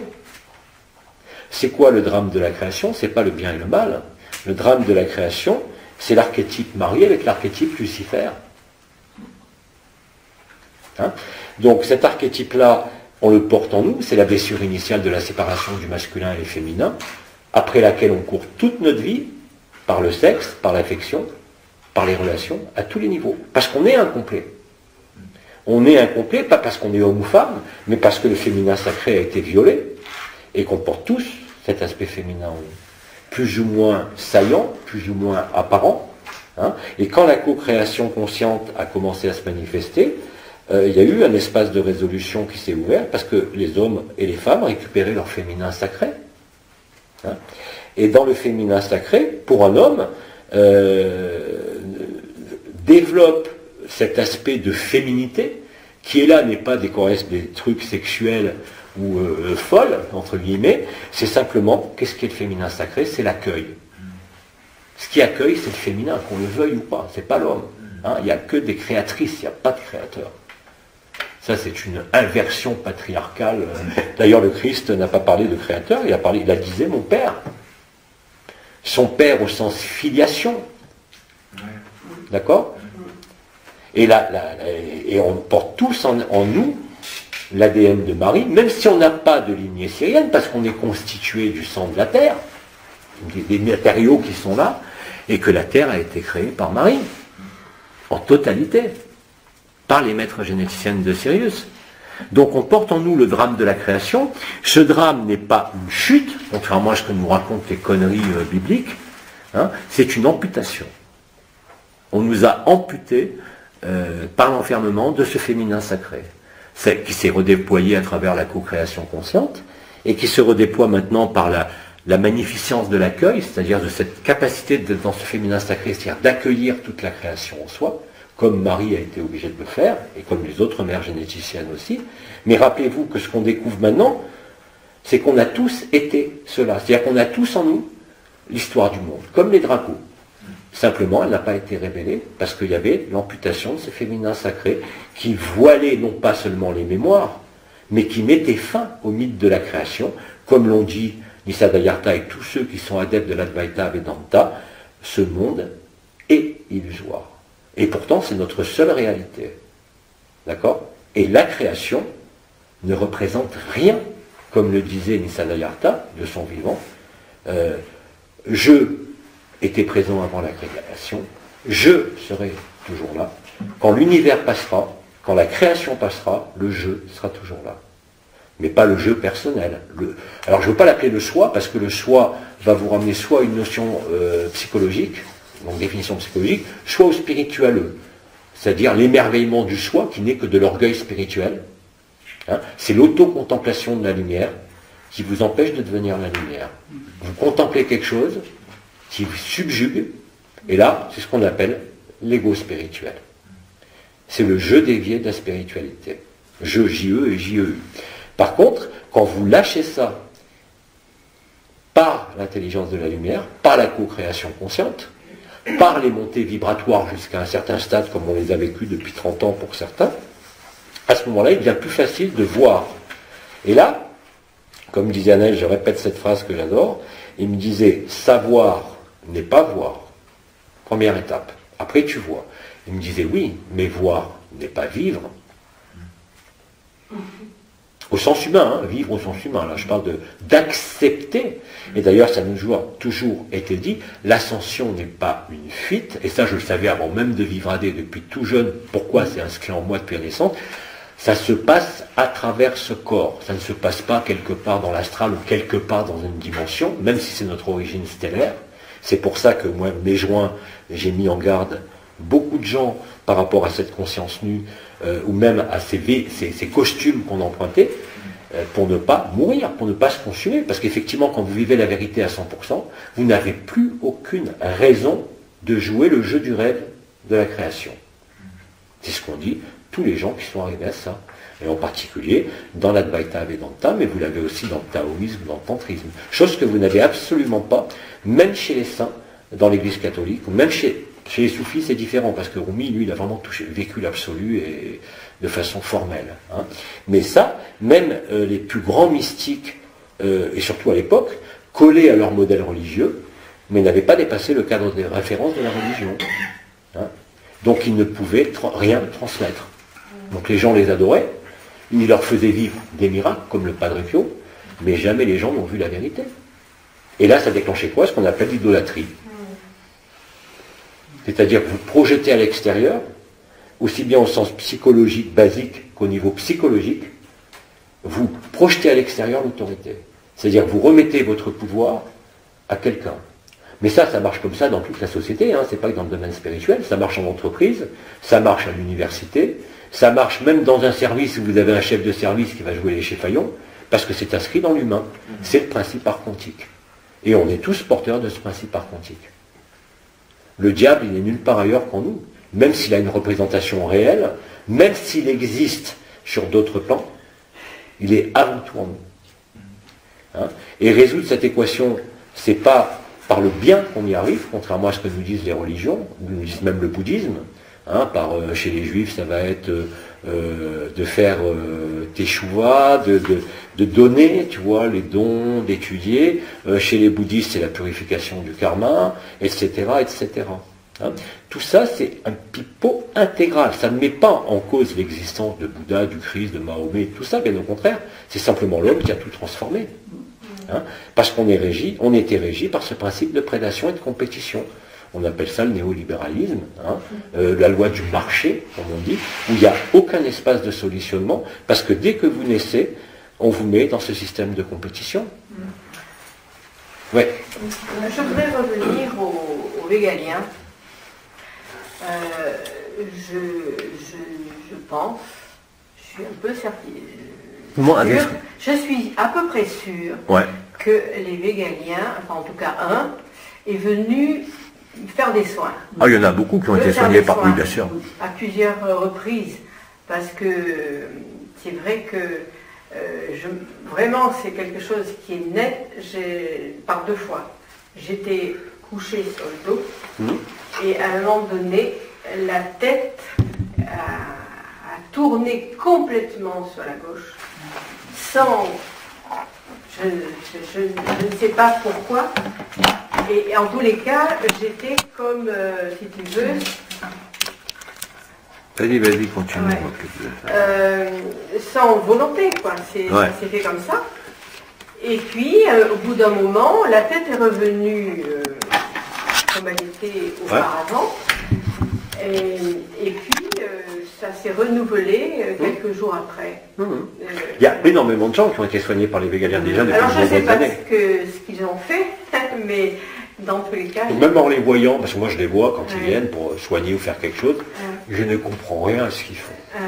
Je sais simplement que ça fait du bien. Oui. Mais en tant que médecin, le réflexe, j'essaye de voir ou de sentir à quoi ça peut correspondre. Je comprends rien. Hein, ils travaillent avec leurs doigts en général. Oui, d'ailleurs, on le sent. Le doigt d'Iti, tu sais. Et ils font un truc comme s'ils appuyaient sur un computer. Et j'ai senti appuyer sur le cou, je ne sais pas ce qu'ils ont fait. Et moi je les vois toujours avec, en plus ça me fait marrer, parce que moi je les vois toujours habillés avec leur combinaison. C'est pas leur peau qu'on voit, hein, c'est leur combinaison blanche avec les grosses capsules d'obsidienne sur les yeux. Et moi je pensais aussi au début que c'était leur peau, qu'ils étaient blancs. Pas du tout. Parce qu'Elo les a vus nus, comme elle est végalienne. Et ils ont une peau léopard. Comme les léopards. Ils sont tachetés. Gris. Hein? Gris avec des taches plus claires. Hein? Donc ils ont un pelage, en quelque sorte. Pas sur un pelage extrêmement fin. Tu vois, mais la peau est tachetée. Tu vois une peau qui est pas nue avec quelque chose dessus qui pourrait ressembler à des tout petits duvets fins, pas une fourrure épaisse. Tu vois, parce que son visage il est glabre. Hein, et Elo les voit sous leur forme sans le vêtement adapté à ce monde. Quoi. Et sans les capsules d'obsidienne. Ils ont des yeux magnifiques d'ailleurs en dessous. C'est pas ce qu'on appelle les petits gris, les êtres. Ah non, à ne pas confondre, à ne pas du tout confondre avec les Chant-de-Grès. Moi, les Chant-de-Grès, j'en ai rencontré en 2009. Canaël m'a fait visiter beaucoup de choses, les bases souterraines qui sont en Antarctique, en Arctique, les bases souterraines qui sont pas loin de la Maison Blanche et tout, qui contrôle le président des États-Unis. Je peux dire que quand tu rencontres un Short-Grey, tu te sauves, parce qu'ils sont télépathes aussi, comme les Végaliens. Mais justement, l'avantage, c'est qu'un télépathe, tu sais tout de suite ce qu'il pense. Parce qu'il s'imprime dans ton cerveau. Et ce qu'imprime un Végalien quand tu communiques avec lui, c'est qu'amour et douceur. Ah oui, ils ont une maîtrise technique, alors là je vais te dire, ceux qui jouent sur ce truc, ils font des trucs. Alors moi j'ai essayé, je me dis tiens je vais essayer, ça marche pas. Bon, je suis pas Végalien, c'est pas grave. Les Végaliens viennent souvent. Et par contre les petits gris, attends je termine, les petits gris, ils ont des yeux plus petits et la face est triangulaire, elle est moins arrondie, le front est beaucoup moins développé, mais c'est effectivement la même taille et la même présentation. Hein, mais la différence, elle est au niveau vibratoire et au niveau télépathe. Hein. La télépathie d'un petit gris, j'en ai rencontré donc avec Anaël, c'était les Basques qui étaient en Sibérie, ils nous ont repérés et ils m'ont recherché après. Parce que dès qu'ils te captent, ils ont ta signature vibrale. Et la signature vibrale, ils la voient, donc ils te cherchent. Donc Anaël avait mis la maison sous protection, donne l'invisibilité et tout, pour pas qu'ils me repèrent. Parce qu'on avait été repérés dans ce voyage. Hein. Et comme j'étais recherché depuis très longtemps, on n'a pas pu me trouver. Donc si tu veux, les petits gris, ça n'a rien à voir. Effectivement, ils font la même taille, 1m20. Mais c'est pas du tout la même qualité vibratoire et c'est pas du tout la même. Tu sens de l'amour. Ah hein, oui, oui. Un amour indicible. Tu vois, ces tout petits trucs bizarres là, tout moches, là, tout maigres, avec leurs 4 doigts. Ils sont pas si moches que ça pour finir. Non, quand tu les... Effectivement. Mais au début, la première fois que c'était produit, moi c'était quand même en 97. Hein, j'ai demandé à être hospitalisé parce que j'étais devant ma télé, puis d'un coup, tu as un mec qui apparaît devant moi et qui me dit des trucs. Il dit attends, qu'est-ce qui se passe? Tu vas pas. Je suis tranquillement en train de regarder la télé, moi je demandais rien. Et il y a un mec qui arrive, qui se met entre toi et la télé et qui te parle dans ta tête. Et là, t'étais comme ça. Hein. Même si je sentais que c'était tout amour, qu'il n'y avait pas de négatif entre guillemets, c'est suffisamment perturbant pour... pareil aussi quand il y a eu Ramatan. Hein. Ramatan, on était en walk-in, c'est-à-dire que là, c'est un échange d'âme. C'est-à-dire que moi, je me retrouvais dans son corps, lui, dans son corps de dauphin en bas, debout. Donc pour s'habituer à un corps de dauphin, en plus, n'a pas d'articulation. C'est des surfaces gélatineuses, comme ils tiennent debout. Tu n'as pas la notion de mouvement comme dans un corps. Ah, ça fait très, très étrange. Hein. Et là, c'était mon âme et ma conscience ordinaire qui était dans ce corps-là. Hein, ce que j'ai appelé le walk-in bidirectionnel. Donc tout ça, j'ai vécu en intra-terre. Donc tout ça, et si tu veux, ces habitudes de contact avec les différents peuples, bon, c'est ce que j'ai vécu, donc ça s'identifie facilement. Maintenant, les dracos, bah, c'est différent. Je t'avais dit à l'époque, en 2009, moi j'étais comme ça devant le draco, même non enfermant. T'imagines bien que les dracos enfermés, on a passé des sales moments. Hein, quand on a évoqué et réveillé cette histoire de la falsification et tout, bien évidemment, il y a des gens qui ont réveillé les mémoires par rapport à ça. Mais ça faisait partie de l'histoire. Hein. Aujourd'hui, c'est différent. Putain, tu rigoles. On raconte le diable. Mais combien de fois, maintenant, même plus maintenant, c'est fini. Mais j'ai vu au pied de mon lit une entité arimanienne. Il suffit que je ris pour qu'il parte. Maintenant, il peut passer n'importe quoi, il ne me réveille même pas. Ça ne peut même plus, même si je vois quelque chose, j'oublie les yeux. Tu vois, c'est quelque chose qui n'a aucune incidence parce que c'est pas vrai. Hein? Donc à ce moment-là, tu ne peux que rire de ça. Il y a une question qui dit, vas-y. Il y a plusieurs mois, l'archange Michael labourait le ciel avec des météorites. Ouais. Était-ce pour nettoyer l'astral de tous les égrégores? Dans quel état est cet astral où résidaient les archontes? Et ces archontes, où sont-ils désormais? Alors, je suis désolé, les archontes ne sont pas en astral. Ils sont en 4e dimension, ils sont sur un plan mental, sur un plan de concept. Non, il n'y a aucun archonte qui se balade en astral. Ils sont légèrement au-dessus. Hein. C'est pas de l'astral, dans ce mot astral, vous savez, on parle toujours d'astral en disant que c'est négatif, mais il y a le bas astral et le haut astral. Mais eux, ils sont ni dans le bas ni dans le haut astral, hein, les archontes. Ils sont sur un plan interdimensionnel qu'on pourrait appeler la 4e dimension, hein, qui est le siège de la matrice archontique qui passe par les pensées, par les concepts. Hein, mais ils ne sont pas astrales.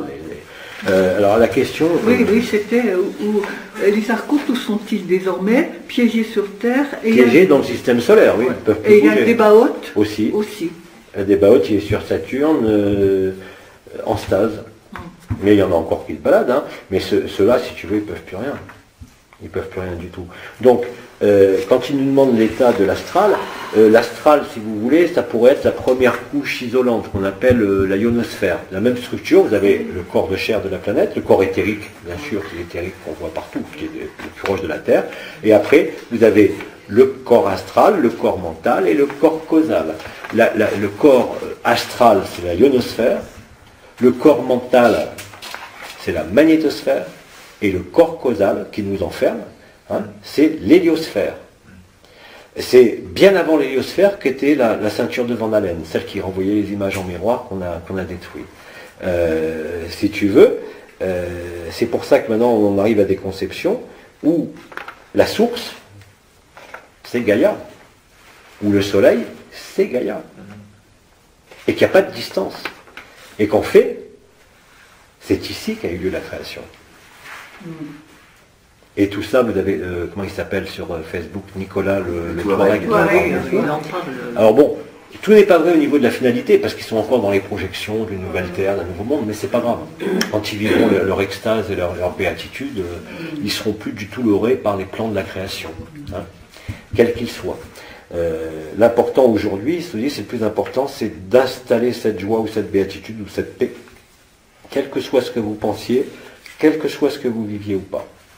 Tout le reste est futile, je ne dirais pas inutile, parce qu'il y a des choses qui se font même automatiquement, qui sont sympas à voir ou à accompagner, mais ça ne vous est d'aucune utilité pour trouver qui vous êtes. C'est pour ça qu'on disait dans les béatitudes, heureux les simples d'esprit, car le royaume des cieux les appartient. C'est ce qu'on voit aujourd'hui. Vous avez des enfants, des adultes, des vieillards qui souffrent, alors qu'ils n'étaient pas du tout dans la spiritualité, dans la moindre recherche, mais c'était des gens qui étaient simples et qui étaient bons. Ceux-là, aujourd'hui, ils souffrent comme des fleurs. Et tous ceux qui avaient des bagages spirituels, même si on était les premiers à s'ouvrir, bah bien évidemment, on a mis tellement de costumes sur nous, on a mis tellement de règles, tellement d'expériences, tellement de vécu, que c'est pour nous, je dirais qu'à un moment donné, c'était le plus dur de dépasser tout ça. Parce qu'il y avait les visions, parce qu'il y avait les mémoires, parce qu'il y avait le vécu vibratoire, parce qu'il y avait le vécu de l'énergie, le vécu des entités. Et du coup, ben on était beaucoup plus dans ce jeu-là que dans le jeu de la liberté. Mais c'était ce qui a permis de construire l'archétype du corps d'éternité, de le resynthétiser sur Terre et de permettre ce qui se passe maintenant. Hein, alors, attends, je termine cette question-là. Il disait qu'il y avait plusieurs mois l'archange Michael labourait le ciel avec une... Oui. Les météorites. Était-ce pour nettoyer l'astral et tous les égrégores. Enfin, après, les égrégores, il n'y en a plus, il ne reste que les habitudes ou les résidus d'égrégores qui sont des trucs qui tournent en boucle tout seul. Tu as répondu à l'histoire de l'astral où résidaient les archontes. Est-ce qu'il y a encore des égrégores dans les églises, les temples, etc. Hein, c'est ça. Ceux-là, ils se maintiennent par l'habitude. Voilà. Les égrégores, comme il dit astral là-haut, les lignes de prédation sur Terre, et les égrégores, c'est-à-dire les réservoirs de force jusqu'aux archétypes, ils n'existent plus. Mais bien évidemment qu'ils existent encore ici. Hein. C'est tous les gens qui dorment. C'est ceux qui dorment, qui sont dans les religions, quelles qu'elles soient d'ailleurs, n'importe laquelle, et qui sont là-dedans complètement enfermés. Hein.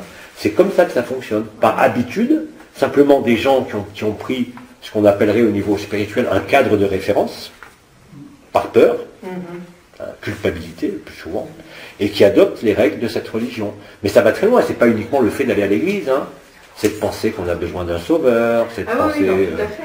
Voilà. Mais je t'avais raconté que j'étais rentrée dans un temple pour écouter un pasteur, et que quand je rentre dans ce temple, je m'étais vraiment concentrée, et j'ai dit, la lumière, il faut que tu viennes là, parce que je sais, bon, j'étais mariée avec un pasteur, donc je sais. Donc je me concentre là-dessus, et au moment où le pasteur monte à sa petite guitoune là-haut, un pot de fleurs tombe et fait un bruit immense dans le temple, alors que ce pot de fleurs n'avait pas tombé, si tu veux. Et j'ai souri en moi, j'ai dit, bon, ok, la lumière, tu es là, c'est bon. Mais c'était drôle parce que tout le monde a été saisi par le bruit, c'était vraiment drôle. J'ai dit, bon, mais il y en a encore des trucs là-dedans. Le problème, c'est qu'on était piégé aussi par le simple fait que vous ayez une représentation, un concept dans votre tête lié à la spiritualité, quelle qu'elle soit, était déjà un piège. Mais on n'avait pas moyen de faire autrement. Il fallait bien trouver un fil conducteur, si tu veux, pour resynthétiser ce corps d'éternité. Et comme je l'ai dit, la pédagogie, si vous prenez, je sais pas, peut-être 150 000 pages maintenant qu'il y a eu, essayez de trouver une erreur, quoi. Surtout par rapport à ce qu'on vit maintenant. C'est comme quand Bidi disait « mes paroles ne peuvent pas échouer », tu parles que dans les années 70-80, ceux qui allaient le voir, ils ne comprenaient rien, ils ne vivaient rien. Hein. Ils sentaient qu'il y avait quelque chose, bien sûr. Vous ne pouvez pas ne pas sentir comme vous sentez l'énergie. Mais ils ne pouvaient pas le vivre. Ils ne pouvaient pas le comprendre, ils ne pouvaient pas accepter. Aujourd'hui, c'est beaucoup plus facile. Hein. Parce qu'effectivement, on a fait sauter les cadres de référence, on a fait sauter surtout les archétypes, même les plus prestigieux, hein, c'est-à-dire Marie, qui est l'archétype, en tout cas en Occident, auquel on est le plus relié, parce que notre corps porte ça, et aussi, malheureusement, l'archétype, surtout en France, des archontes. C'est pour ça que vous avez une administration délirante en France. Les archontes adorent ils sont ces planificateurs. Donc même dans l'enfermement, ils planifient. Ils font des plans, ils font des projets, c'est leur job. Il y a quelqu'un qui avait une question. Oui. Là aussi. Après Marie-France. Ça revenait un petit peu à Scarlett avait parlé des sifflements dans l'oreille. Ouais. Et moi j'ai un sifflement très fort qui vient de temps en temps dans l'oreille droite.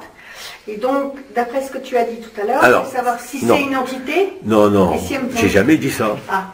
Jamais. J'ai dit qu'une entité arrivait à gauche ou à droite, mais j'ai pas dit qu'elle déclenchait un sifflement. D'accord. Hein, le sifflement à gauche, c'est le son de l'âme.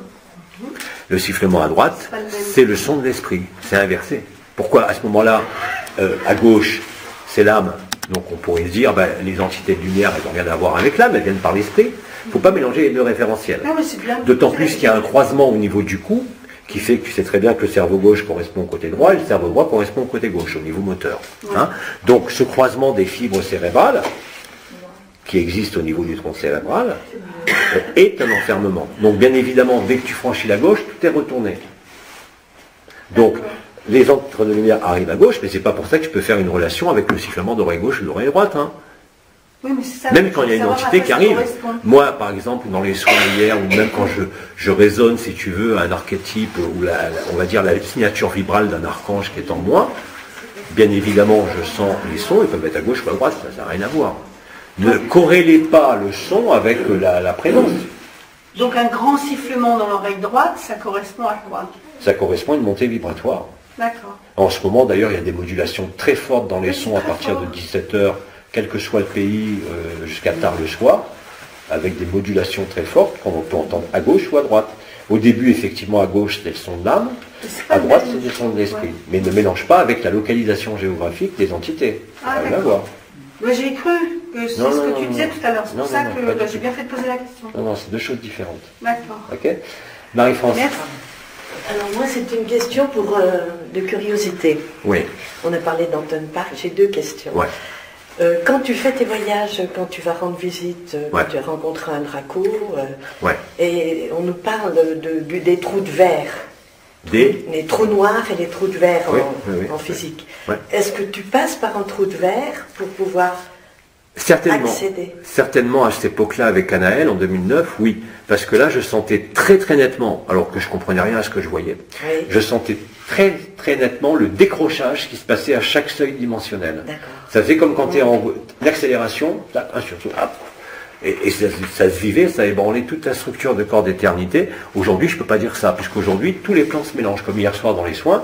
Ça me faisait comme un écran brouillé. Je voyais à la fois la dimension d'Élodie qui m'accompagnait, la dimension d'une de ses origines, la dimension archétypielle qu'elle a, et ça, c'était pas stabilisé. Donc et sans secousse, même quand je voyage. C'est-à-dire que maintenant, tous les plans, c'est normal, puisqu'on remonte le fil de la création, tous les plans sont superposés.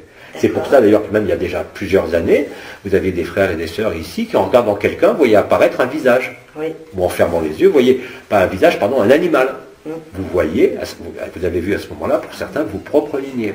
Alors les trous de verre ont été décréés? Non, les portes des étoiles ont été fermées. C'est d'ailleurs ce que me disait, vous avez la dernière vidéo de celui qui parle sur les pyramides de Bosnie. Ils ont découvert un message qui remonte à plus de 500 000 ans, où ils disaient qu'ils étaient obligés de combattre et qu'ils fermaient les portes des étoiles, pour justement qu'il n'y ait pas d'invasion. Voilà.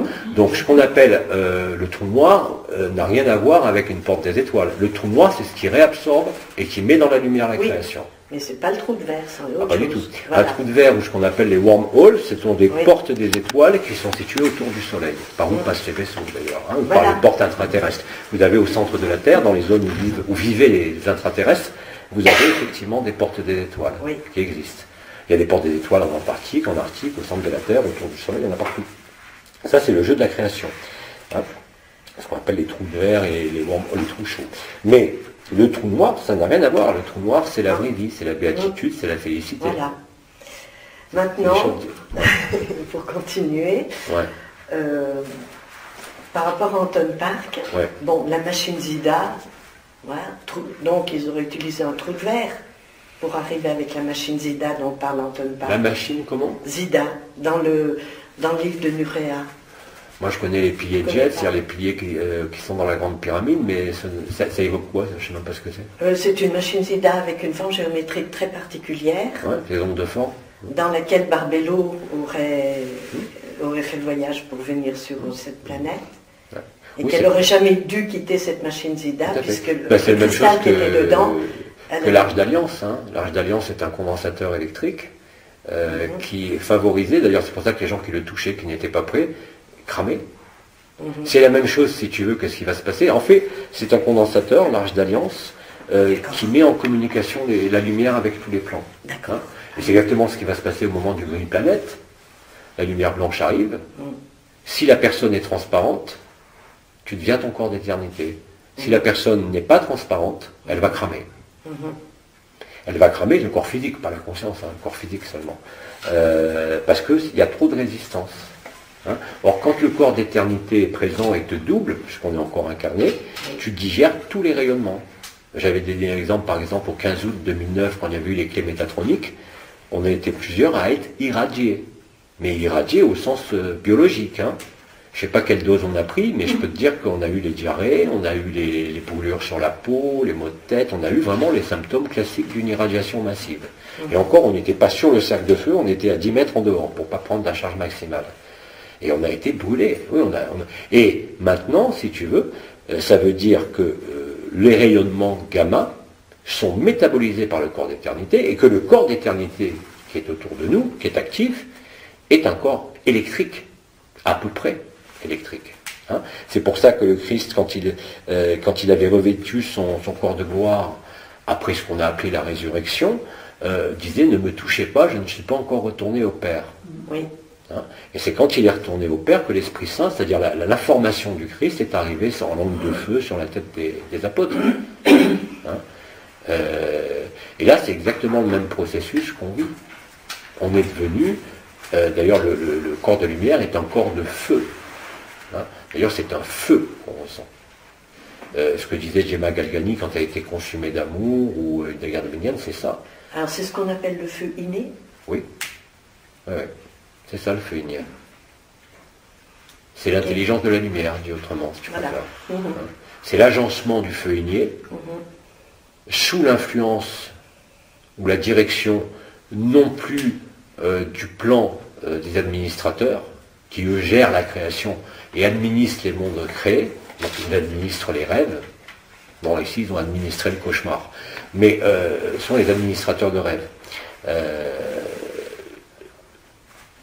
On parlait de ça par rapport à quoi? Par rapport à notre corps électrique. Notre corps de lumière qui est un corps électrique. C'est un corps électrique. Dans ce monde, c'est un corps électrique. Après, c'est un corps de cristal, hein, selon la dimension où vous êtes. Par exemple, en 5D, c'est un corps de silice. Le corps de silice, bien sûr, capte et emmagasine l'électricité. Le silice, vous en avez partout dans l'informatique. Hein. J'ai une question qui peut... Oui, vas-y. Mais j'ai pas fini, là. Alors, vas-y. Bon, je ne sais pas, mais...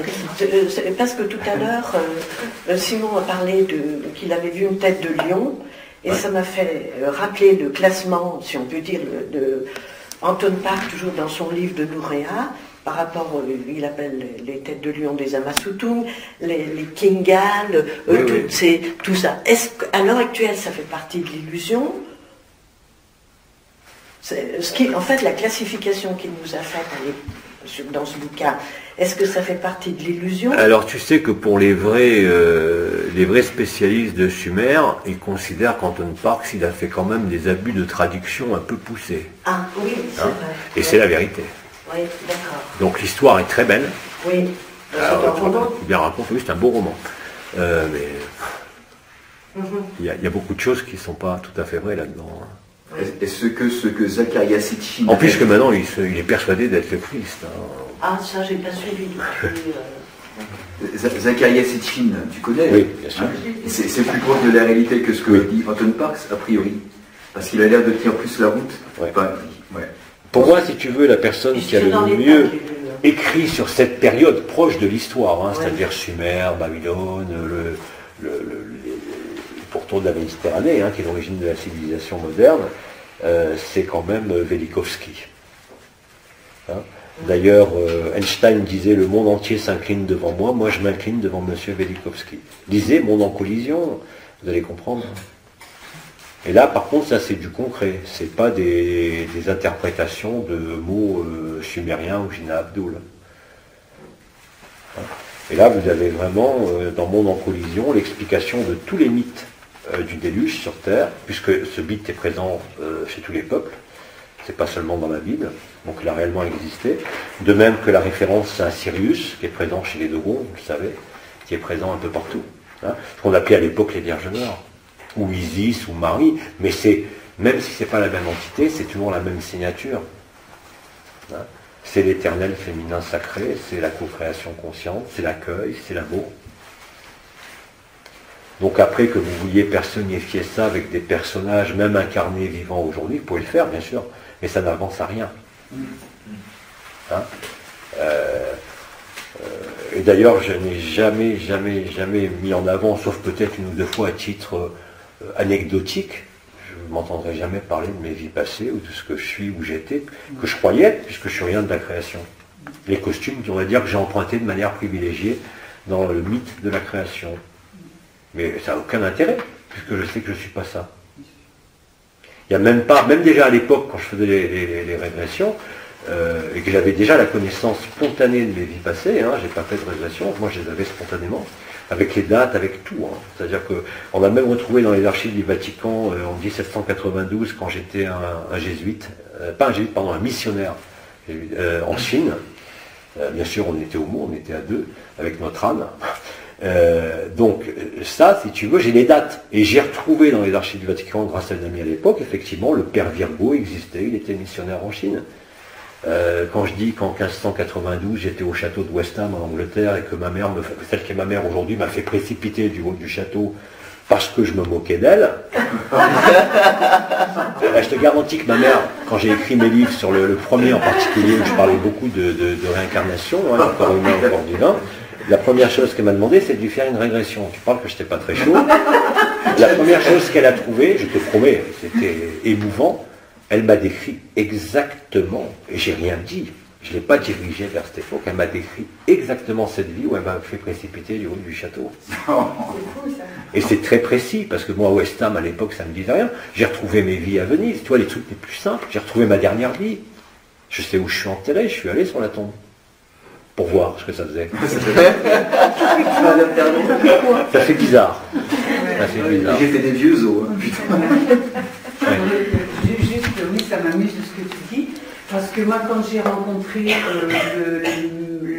l'être, on va dire, qui est devenu mon mari, la première fois que j'ai vu qu'il était, comment on appelle ça, vous savez, c'est noir là, qui saute là, Maasai, et il était Maasai, et il m'a égorgé, et j'ai dit, ah c'est celui-là qu'il me faut, c'est avec lui que je vais continuer mon chemin. Et j'ai parfaitement consciente, bien sûr. On a dégusté, mais bon, il le fallait. C'est ça qui est dégueulasse avec les archontes, parce qu'ils ont créé ce qu'on appelle la loi du libre arbitre, toute une loi merdique de dualité, mais que le karma marche même pas dans le sens où on croit, parce qu'on est tellement amour, même dans cet enfermement de l'âme, quand on arrive au niveau astral, qu'on est persuadé que c'est le Christ qu'on voit, Marie, Bouddha, les membres de la famille, c'est des hologrammes, c'est rien, c'est du vent. Et on est tellement persuadé de ça, que effectivement on accepte quand soi-disant les seigneurs du karma, les lipika karmiques nous disent oh, tu vois, tu as fait ça, puis tu vois cette pauvre, cette femme qui t'a tué dans une vie passée, toi quand tu es incarné, tu penses que tu penses que ça vient de toi. Mais en fait, c'est toi qui répares tes parents. C'est sans fin cette histoire. Dès qu'il y en a un qui tue, c'est toi qui dois réparer. Donc ça marche pas du tout comme vous croyez le karma. Hein. Il y a un tel amour qui est présent au niveau de l'âme, même enfermé dans ses visions à la con, qu'on accepte tout ce que dit. Oui, je vais venir là pour réparer le karma de la personne. Vous imaginez un peu le sens du sacrifice? Et on croit que c'est vrai, la preuve. Ouais. Et ça, c'est la pire des choses. Alors, ce que je voulais rajouter, c'est que ce monsieur, avec qui j'ai vécu une dizaine d'années, il me disait, il avait une passion pour les Maasai. Il avait en permanence sur lui un couteau. Un coupe-coupe. Un coupe-coupe. Je me disais, on va peut-être tu ne mourras pas. Hein. Ah ouais, ça c'est... Bon, ça s'est passé d'une autre manière, mais c'était kiff-kiff. Donc voilà, ces histoires de karma, c'est vraiment une fumisterie totale. Mais bien évidemment qu'on est tous, la plupart qui ont un cheminement spirituel sont nécessairement passés par là. Maintenant, je remercie, parce que moi, je suis passé à peu près partout. Hein, le christianisme, la passion du Christ. Bon, enfin, j'ai vécu tellement de choses, si tu veux, mais qui ne faut pas dire que ça sert à rien. Parce que c'est justement ce qui m'a permis de pouvoir comprendre et expliquer tout ça. Tout en sachant que ça ne servait à rien. Aujourd'hui, je vois ça en me disant, mais... Je pourrais le dire en me disant, mais merde, mais qu'est-ce que je me suis fait? Mais non, pas du tout. On joue le jeu. Et les conjoints que tu donnes pour arriver à ce que tu fais là. Ce qui permet, contrairement à d'autres dans l'Advaita Vedanta, si tu veux, d'avoir quand même un discours qui peut permettre de relier les choses. Parce qu'elles sont reliées. Elles ne sont pas indépendantes. Hein. Puisque de toute façon, même les archontes, ils sont... D'accord. Les conjoints que l'on choisit, donc... oui. Je t'ai pas entendu. Je dis les conjoints que tu choisis. Ah oui, aussi. Oui. Surtout ce qu'on appelle les âmes sœurs. On est content quand on rencontre une âme sœur. Je me tairai. J'en ai épousé presque 3. Ça va, les âmes sœurs. Merci, j'ai donné. En plus, c'est des gens avec qui tu avais des liens d'âme. Parce que moi, quand je faisais mes vies en Venise, la précédente femme, la 2 en arrière, on avait la réminiscence de nos vies passées. On est quand même mort à Venise de la peste dans les bras l'un de l'autre. Ah d'accord. Hein, et celle qui était ma mère à cette époque-là, c'était ma première femme, qui était amie avec mon second femme. Quand elles se sont vues, elles se sont reconnues tout de suite. Et elles allaient savoir qui est-ce qui est. Non, moi je le garde, non, moi je le prends. Bon, attendez, là, il y a quelque chose qui ne va pas. Hein, bien évidemment, parce que cette mère nous avait laissé mourir, elle était cantatrice. Hein, mais j'ai retrouvé toute la chaîne, vous ne pouvez pas imaginer, c'est des histoires, de vampires, de milliers de livres.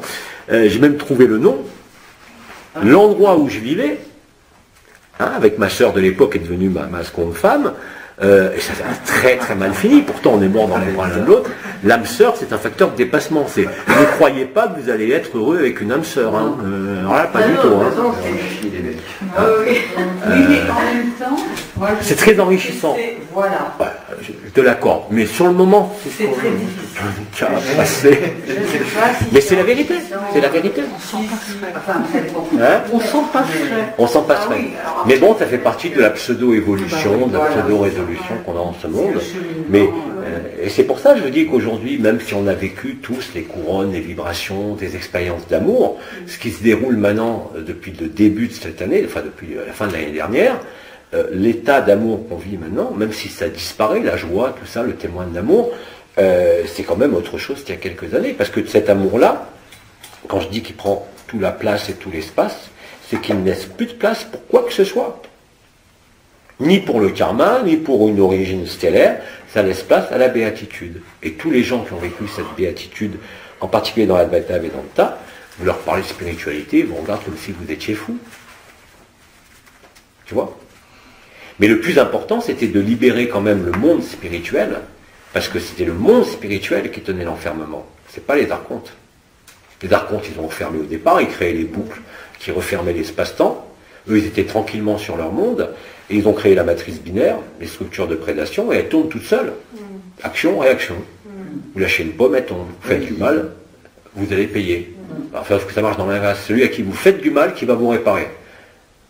Alors, pour le plan de l'amour, c'est très bien, mais ça résout rien. Ça maintient l'enfermement. Hein, et c'est pour ça d'ailleurs que même les bouddhistes, en tout cas dans le bouddhisme Vajrayana, avaient parfaitement décrit qu'il faut être complètement con pour penser qu'on doit payer les conséquences de tous nos actes depuis qu'on est sur Terre. C'est impossible puisqu'on crée sans arrêt du karma. Excuse-moi, mais je trouve ça, avec le recul, quel intérêt pour ces êtres-là, les archontes, là, de créer un enfermement. Quel est le but? C'est de la nourriture pour eux. La nourriture, ils ont créé. Mais ça a été vendu très simplement. C'est même pas les archontes qui ont décidé, c'est Lucifer en personne. C'est pas du tout une histoire négative. Il a dit l'expérience de la création est géniale, puisqu'il a accompagné depuis les plans archangéliques sur tous les autres plans. Et puis arrivé sur le plan de la 3D, c'est-à-dire de la matière, où il y avait des expériences fabuleuses à faire que vivaient par exemple les Néphilim, qui étaient de rêver. On s'incarnait sur Terre dans un corps de chair. C'était pas des humains à ce moment-là, c'était les Néphilim, c'était les géants. Et il y a eu d'autres peuples avant, hein, l'Hyperborée, la Lémurie et tout. On s'incarnait pour rêver, parce que la densité libérait un pouvoir créatif de la pensée qui n'avait pas lieu d'être dans les autres dimensions. D'accord ? C'était la seule utilité, c'est d'emprunter un corps pour expérimenter. Mais à l'époque, et même la toute première Atlantide, on sortait du corps à volonté. Il n'y avait aucun problème avec la mort, même dans l'enfermement. C'est-à-dire que la première, hein, pas après. Dans la première, ton corps, tu le disais usé, bon allez, je quitte mon corps, et puis je prenais un autre corps. Il n'y avait aucun problème avec la mort. Le problème de la mort est survenu après la chute de la dernière Atlantide, où il a fallu verrouiller, en quelque sorte, la personne pour la protéger. La protéger de quoi? De la disparition de cette âme. Pas la disparition, mais le verrouillage de l'âme dans les machines. Ce qu'avait décrit Steiner au début du siècle. Et pour ça, il a fallu, je dirais, inverser la polarité du plexus solaire, qui était tournée vers le bas, donc vers l'expérience de la matière, et la tourner vers le haut. Mais l'anomalie primaire ne pouvait pas être faite comme ça. Donc on a, puisque Orionis, plus grand des Melchisedec, c'est le commandeur des anciens avant Pépère, lui aussi est impliqué au niveau de la création, et il était l'un des Lipika karmiques. C'est-à-dire que dans ce que je vous ai jamais dit, j'en parle maintenant, mais ça n'a plus aucun intérêt, donc c'est anecdotique, c'est qu'au moment de l'enfermement, Lucifer disait, alors c'est très simple, vous voyez, bon, les êtres humains sont là, ils rêvent, mais je suis sûr que leurs rêves seraient encore plus forts si on les coupait de la lumière pour voir. Oh l'enfoiré. Mais non, mais pourquoi pas? La création, elle est libre. Mais le problème, c'est qu'au moment où tu mors, tu ne retrouves pas ce que tu devais retrouver. Et l'enfermement, il est de là. C'est-à-dire que l'âme n'arrivait pas à s'extraire du plan astral, comme on dit, du plan des désincarnés, pour retrouver l'esprit. Donc là, Lucifer, très vite, s'est aperçu qu'il y a un petit problème, là. Et les archontes ont dit, non, non, c'est très bien comme ça. Mais les archontes, derrière tout ça, ils savaient très bien, en tant qu'administrateurs des mondes, ils avaient les plans, ils avaient la compta en main. Ils savaient que la création était une illusion. Hein? Et par contre, ils se sont aperçus qu'en enfermant d'autres consciences, eh ben, ils avaient, eux, la possibilité de rêver et d'élaborer des concepts à l'infini. Donc ils ont enfermé les autres pour se nourrir des concepts de ceux qui étaient enfermés par rapport à l'absence de lumière. Et avec ça, on a créé les religions, l'évolution, et tout ce qu'on connaît. Ils n'ont même pas demandé leur permission de... Non, non, non, non. Ils l'ont fait. La permission, elle a été donnée, mais je te rappelle que les Néphilim, pour ceux qui étaient reliés à ce moment-là, et qui étaient dans le rêve, mais dans une structure vibratoire qui venait de très loin, c'est-à-dire les Néphilim venaient de Bételgeuse, donc c'est un niveau vibratoire quand même très élevé, eux, quand il y a eu l'enfermement, ils se sont dépêchés, si tu veux, quand les flottes Draco sont arrivés, de tailler les pierres sculptées, les hexagones de pierre qui sont sur les cercles de feu, pour permettre, ils le savaient déjà, le retour de la lumière, puisque le retour de la lumière, c'était quoi? C'est ce que Nostradamus en a parlé aussi, puisque Nostradamus, c'était Notre-Dame, Michael, Nostradamus, Notre-Dame, c'était Orionis. Mais bien évidemment, ceux qui ont participé à la planification de la création, c'est-à-dire qui n'ont pas créé, mais qui l'ont organisé, c'est-à-dire ce qu'on appelle les dracos, mais là les dragons, hein, les êtres qui sont là-haut, qui sont magnifiques, ces êtres-là, ils étaient au courant comme je vous l'ai dit, qu'Abba, qui était obligé d'être partie prenante de la création, l'Abba archétypial, il est antérieur à la création, ce que je vous dis tout le temps. Et il n'y a que celui qui est resté antérieur à la création et qui a été capable de se relier à ça, l'absolu, par Brahman, qui a vu l'illusion de la création. Et il fallait à un moment donné, comme on savait que la création était une illusion, un rêve, un jeu, vraiment un jeu très agréable, et bien on s'est aperçu que ce jeu, finalement, n'apportait rien. Donc, ce jeu qui se jouait en dehors du temps et de l'espace, dans cette bulle de création, est devenu quelque chose d'autonome. Et on a tous oublié sur Terre ici qu'on est, effectivement, qu'on n'est rien d'une forme, rien d'un monde. On est la pure béatitude. On s'est fait couillonner, quoi. Hein? On s'est fait couillonner. Ouais, complètement. Et Orionis, il a joué un rôle important. Un rôle très, très important, mais pas dans l'enfermement, lui, dans le respect des règles du libre arbitre. C'est-à-dire, quand il y a eu Lucifer à proposer cette notion d'enfermement, il a fallu mettre des règles. Dans ces règles, il y a, d'ailleurs, ces règles s'appellent l'évangile de Satan, hein. L'évangile de Satan, c'est les règles de la dualité qu'il fallait respecter. C'est-à-dire, néanmoins, il y avait un contrat. Bon, moi j'ai pas vu les petites lignes dont j'ai signé. Il faut toujours lire les contrats. Et ce contrat, c'était d'accompagner la création. Bon, on l'a accompagné, hein, bien sûr. Les Néphilim sont repartis parce qu'ils étaient au courant. Parce que dès que tu es absolu, et surtout avant l'enfermement, tu sais pertinemment que dès que le concept de création est émergé, depuis les mères généticiennes, accompagnées par les archontes, enfin les dracos, et les archanges, certains archanges, c'est pas une rébellion. Il n'y a jamais eu une rébellion de Lucifer quand on parle de Lucifer. Aujourd'hui, même quand j'emploie le mot luciférien, c'est pour dire que c'est une signature vibrale qui te renvoie à la dualité. L'énergie, c'est duel. Il n'y en a pas, il y en a, je mets de l'énergie, donc ça répare. Elle est où la transcendance là-dedans? Il n'y en a pas. L'énergétique est un acte duel. Et pourtant, j'ai pratiqué ça pendant 25 ans et ça marche vachement bien. Mais c'est un acte duel. Or, quand tu pratiques des actes duels, c'est ce que je te dis aujourd'hui par rapport quand je dis aux gens de ne pas réagir, de traverser, c'est mettre fin à la dualité inexorable de ce monde. C'est avant tout ça, parce que si tu mets fin dans ton comportement sur ce principe d'action-réaction ou de libre arbitre, comme se revendiquent les spiritualeux, si tu traverses ça, tu te mets en accueil, tu te mets dans le féminin sacré, spontanément. Et à ce moment-là, tout se produit. Alors tout ça, si tu veux, c'est très clair dans ma tête, parce que c'est toutes les étapes qu'on a suivies, qu'on a vécues. Hein. Pour ceux qui arrivent aujourd'hui, ce n'est d'aucune utilité, mais quelqu'un qui veut, comme je vous l'explique, c'est pas pour nous, c'est pour les gens qui découvrent. Hein. Montrer que c'est pas quelque chose, parce qu'il y a beaucoup de gens aujourd'hui, si tu veux en particulier, là c'est pas les spiritualeux, mais ceux qui suivaient l'Advaita Vedanta, qui ont lu l'Advaita Vedanta, qui ont vécu l'absolu, et eux, par contre, dès que tu leur parles d'amour, de joie, ils ne comprennent pas. Donc ils sont quelque part aussi dans l'erreur, parce qu'ils sont incapables de vivre la joie, comme les spiritualeux. C'est-à-dire qu'ils ont fait de l'Advaita Vedanta, qui est la seule vérité, un cadre de référence qu'ils ont appliqué. Or, le cadre de référence, il s'applique au niveau mental. Hein. Il ne s'applique pas dans la vie. Et dès que vous avez un cadre de référence, vous vous piégez vous-même dans votre cadre de référence, quel qu'il soit. Je ne parle pas de psycho, je parle de la vie de tous les jours. Dès que vous référencez, que vous cadrez quelque chose, vous l'enfermez. Dans ce monde, pas dans les autres mondes. Mais maintenant, comme la création, les dracos savaient pertinemment, pas ceux qui jouaient dans les mondes de la création, comme Lucifer, les archanges, les mères généticiennes, mais ceux qui étaient restés en dehors de la création pour l'administrer. Un administrateur, il n'est pas dans ce qu'il administre, il est en dehors pour administrer.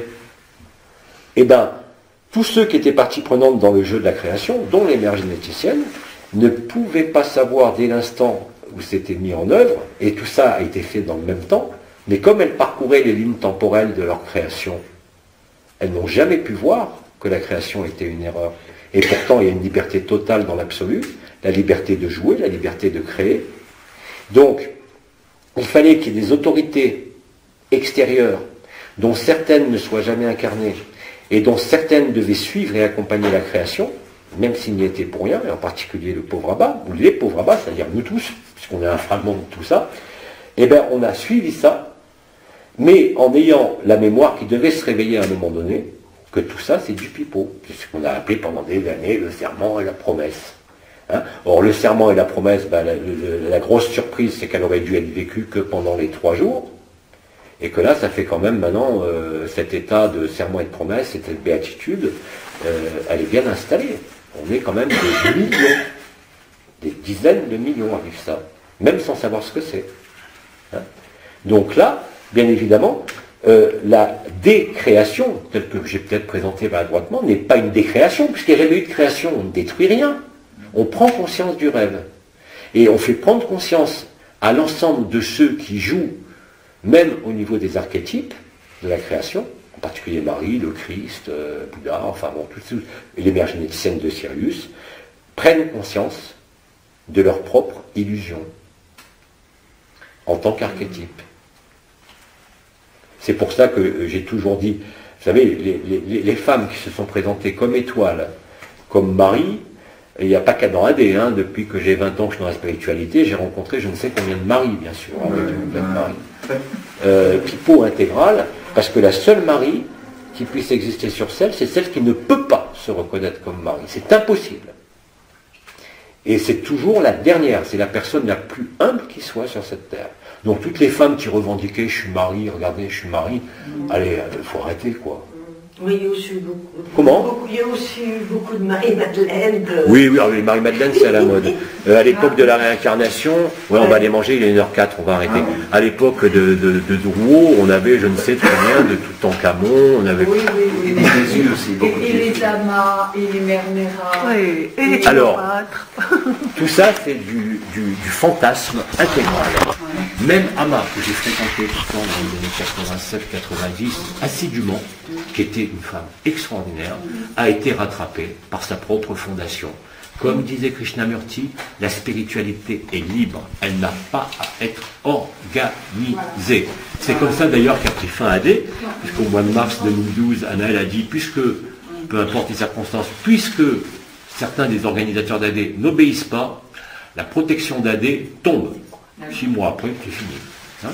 Et encore au dernier trimestre, Krishnamurti nous disait, vous devez mettre fin à toutes les organisations. Bon, alors bien sûr, ceux qui s'occupaient de l'organisation du but, qu'est-ce qu'on fait de la société? Ne vous inquiétez pas, ça va être réglé. Et ça a été réglé, hein. Ça a été réglé drastiquement. On ferme tout, on prend le fric, maintenant, hop. Donc, mais c'était normal. Je ne l'ai jamais vécu comme une punition, parce que j'ai découvert après, pendant les 1 an et demi où j'ai fait silence, où les gens n'ont pas retrouvé pendant silence parce que je mettais des noms, voilà, que, effectivement, même le cadre de référence qui était pourtant indispensable à l'État, c'est-à-dire de structurer, d'organiser, de contrôler tout, comme le faisaient les organisateurs de la société, n'avait plus lieu d'être. La spiritualité, comme on dit, si elle est vraie, elle doit déboucher sur sa propre cessation. Et pour ça, il faut être libre. Voilà. C'est-à-dire c'est la forme pyramidale qui... Oui, il n'y a pas de plus grande escroquerie, comme disait Bidi, que la spiritualité. Et pourtant, elle a été nécessaire. Il faut voir plus loin que le bout de son nez, il faut voir plus loin que les apparences. Ce qui veut dire par là que les dracos, malgré toute la souffrance qu'ils ont impliquée, ceux qui nous ont enfermés sont aussi enfermés, parce qu'ils ont oublié, mais les vrais, eux, ils sont restés, et ils étaient au courant de l'histoire, puisqu'ils avaient tout planifié. Ils savaient que la création était un rêve.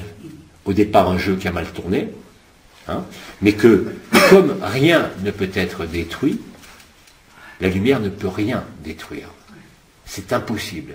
Ce qu'on va détruire, c'est l'illusion. L'illusion du corps, l'illusion de la matière. Mais la lumière ne peut rien détruire. Ce n'est pas nous qui détruisons. Hein. Mais il fallait que la création se passe hors du temps et de l'espace, en totalité. Mais bien évidemment, ceux qui étaient partie prenante dans cette co-création, les mères généticiennes de Sirius, au moment de la première impulsion métatronique, il y a eu une anomalie primaire. C'est-à-dire, il n'y avait pas d'équivalent féminin de Métatron. Ça, c'est ce qu'on a expliqué, hein, c'est la vérité. Mais heureusement qu'il n'a pas eu. Heureusement. Sans ça, le jeu de la création tournait en boucle. Et toutes les dimensions, même sans enfermement, et surtout sans enfermement, auraient perdu le fil d'Ariane. Et on serait en permanence, on aurait pris perpète. Tous. Donc, heureusement qu'il y avait cette absence d'infinie présence qu'on a appelée Abba, mais qui n'est pas que moi, qui est chacun de vous, simplement faire trouver la mémoire, c'est tout, hein, puisqu'il n'y a qu'une conscience. Donc je ne peux pas me revendiquer ni d'une autorité spirituelle, ni de quoi que ce soit. Vous voyez, je ne veux endosser aucun rôle. Ça va, les rôles, les fonctions, on a donné. Hein. Or, ce n'est pas le cas quand vous êtes de la spiritualité. Bien sûr, vous le savez tous, il y a un besoin et une soif de reconnaissance, pas à travers la vie de ce monde, puisqu'on est mal, on a peur de la mort, on a peur de rompre le mythe d'immortalité, et on rentre en cheminement spirituel. Hein. Alors, à ce moment-là, bien évidemment, et on l'a tous vécu, vous rencontrez une énergie, même si vous ne sentez pas les énergies, et vous vous croyez ceci ou cela. Il y en a combien qui se sont fait emmener comme ça, à se croire ceci ou cela, à mettre des robes oranges, à mettre des robes blanches, sans créer des religions, mais à créer des mouvements. Osho. Non, Osho était libre. Oui, je sais, mais à l'ashram, ouais. On portait tous des robes bordeaux. Oui, bah nous on a tous porté des cristaux lémuriens pendant des années autour du cou, voilà. Tu vois. C'est pas la tenue, c'était la vibration. Voilà. Hein, voilà. Mais Osho était un grand joueur. Oui. Un grand joueur. Hein. Mais il y a plus de chances, si tu veux, de se libérer même de certaines tenues comme ça, dans cette atmosphère de légèreté, qu'avec des mecs qui t'enferment dans des trucs hyper carrés, où tu as l'impression que là, c'est, tu vois, le truc patriarcal. Osho était tout sauf patriarcal. En fait, Osho, les robes, c'était justement pour que on soit tous, comment dire, semblables. Oui, tous semblables. Nous, on faisait mieux, il y avait beaucoup plus simple. Ouais. Pour mettre fin au sentiment d'être une personne, bon, il y avait le cristal qui nous alignait, et puis pendant des stages qui étaient beaucoup plus longs qu'ici, de 15 jours, on avait 3 jours sans se regarder, ou 3 jours sans parler. Et on a eu le pire, c'est 3 jours sans parler et se regarder. Donc on avait des casquettes pour pas regarder. Hein. Donc là, c'est pas une privation sensorielle, mais c'est quand même arrêter les signaux extérieurs. Bon, déjà, tu parles pas, donc tu peux pas avoir de représentation ou de concept. Tu ne regardes pas. Alors au début, c'est dur. Mais très rapidement, tout en continuant, en menant une vie avec, tu vois, quand tu voulais manger, l'autre, il fallait demander le sel, tu savais pas où regarder, tu dis comme ça marche. Ah, la aussi, c'était comme ça. Oui, mais ça, c'est extraordinaire. Voilà. Il faut le considérer comme un jeu, mais là, vous mettez fin, mais très rapidement, au réflexe de la personne. Parce que vous n'avez aucun moyen d'apprécier l'autre, ni par les mots, ni par le regard. Et je vous avais expliqué qu'en psychologie, il y a quelque chose qu'on appelle la dyssémie, qui est l'aptitude à la reconnaissance des signaux non-verbaux. C'est présent en tout le monde. Pourquoi? Parce que les émotions, elles se manifestent toujours avec les mêmes muscles du visage chez tous les peuples. Les indigènes, les indiens, l'occidental, les matérialistes, les spiritualistes, les fous. On a tous les mêmes groupes musculaires qui se mettent en action pour une émotion donnée. Mais tu peux avoir une émotion par le toucher. Hein? Tu peux avoir une émotion par le toucher. Je ne parle pas de ton émotion à toi, je parle de l'émotion qu'exprime l'autre. Oui. Tu vois? Et ça se passe à un niveau inconscient, c'est ce qu'a montré Ekman. C'est-à-dire quand tu vois quelqu'un, tu sais que quand il fait ça, c'est une surprise. D'accord? C'est bon, la surprise, c'est évident, mais tous les muscles interviennent. Et ça se passe à un niveau infraconscient. Je ne peux pas dire subconscient, mais infraconscient. Ça s'appelle la dyssémie, D-Y-2-S-E-M-I-E. Et dans cette dyssémie, on l'a tous. C'est-à-dire que vous avez, avant même d'échanger avec la personne, votre cerveau s'est déjà fait une idée par les circuits de la récompense et de la punition. Alors si il y a le signal récompense très fort, ben, qu'est-ce qui se passe? Vous êtes amoureux. Vous dites, cet homme ou cette femme est fait pour moi. Esclavage cognitif dicté par les mémoires ou dicté par votre cerveau reptilien. Et dans notre cas, le circuit de la punition, il n'y a aucun atome crochu. À l'époque, j'avais montré les effets Kirlian avec ces atomes crochus. Et c'est une réalité. Vous avez un couple qui s'entend, vous mettez les 2 rayonnements Kirlian, les 2 rayonnements Kirlian se chevauchent. Ça, c'est un couple qui est en harmonie. Vous avez des couples, même qui sont ensemble depuis 40 ans, dans le monde, tout va très bien entre nous, on ne s'est jamais engueulé, on fait les doigts, les rayonnements, puf, filent de l'autre côté. Il n'y a aucun atome crochu entre ces personnes. Mais ça, c'est imparable, à tel point qu'on a arrêté parce que on a eu des petits problèmes avec les couples, vous étiez bien. Alors ainsi qu'on voit toujours, vous savez que dans une relation, il y a toujours un dominant et un dominé. Hein. C'est le propre des mammifères. Alors je ne parle même pas d'un groupe social, mais même dans un couple, même si vous ne le voyez pas et que vous refusez, il y a toujours, ça se passe aussi à un niveau infraconscient, et ça on le voyait avec le Kirlian, les atomes crochus. Le dominant, c'est celui qui en fait les streamers, c'est-à-dire l'enregistrement électrique, et puis qui bouffaient l'autre. Et ça ne se voyait pas uniquement dans les couples qui étaient en conflit, parce qu'en conflit, ils sont séparés.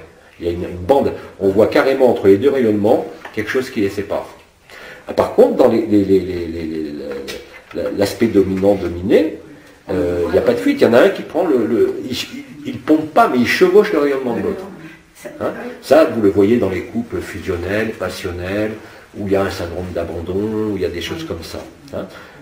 Là, c'est très marqué. Mais même dans les couples, si tu veux, bon, quand on fait ça au couple, vous imaginez les situations avec des gens qui disent « Ah oui, on s'aime, on s'adore, tout va bien entre nous, on s'aime depuis 40 ans, puis tu vois les deux rayonnements, putain, il n'y a aucune communication.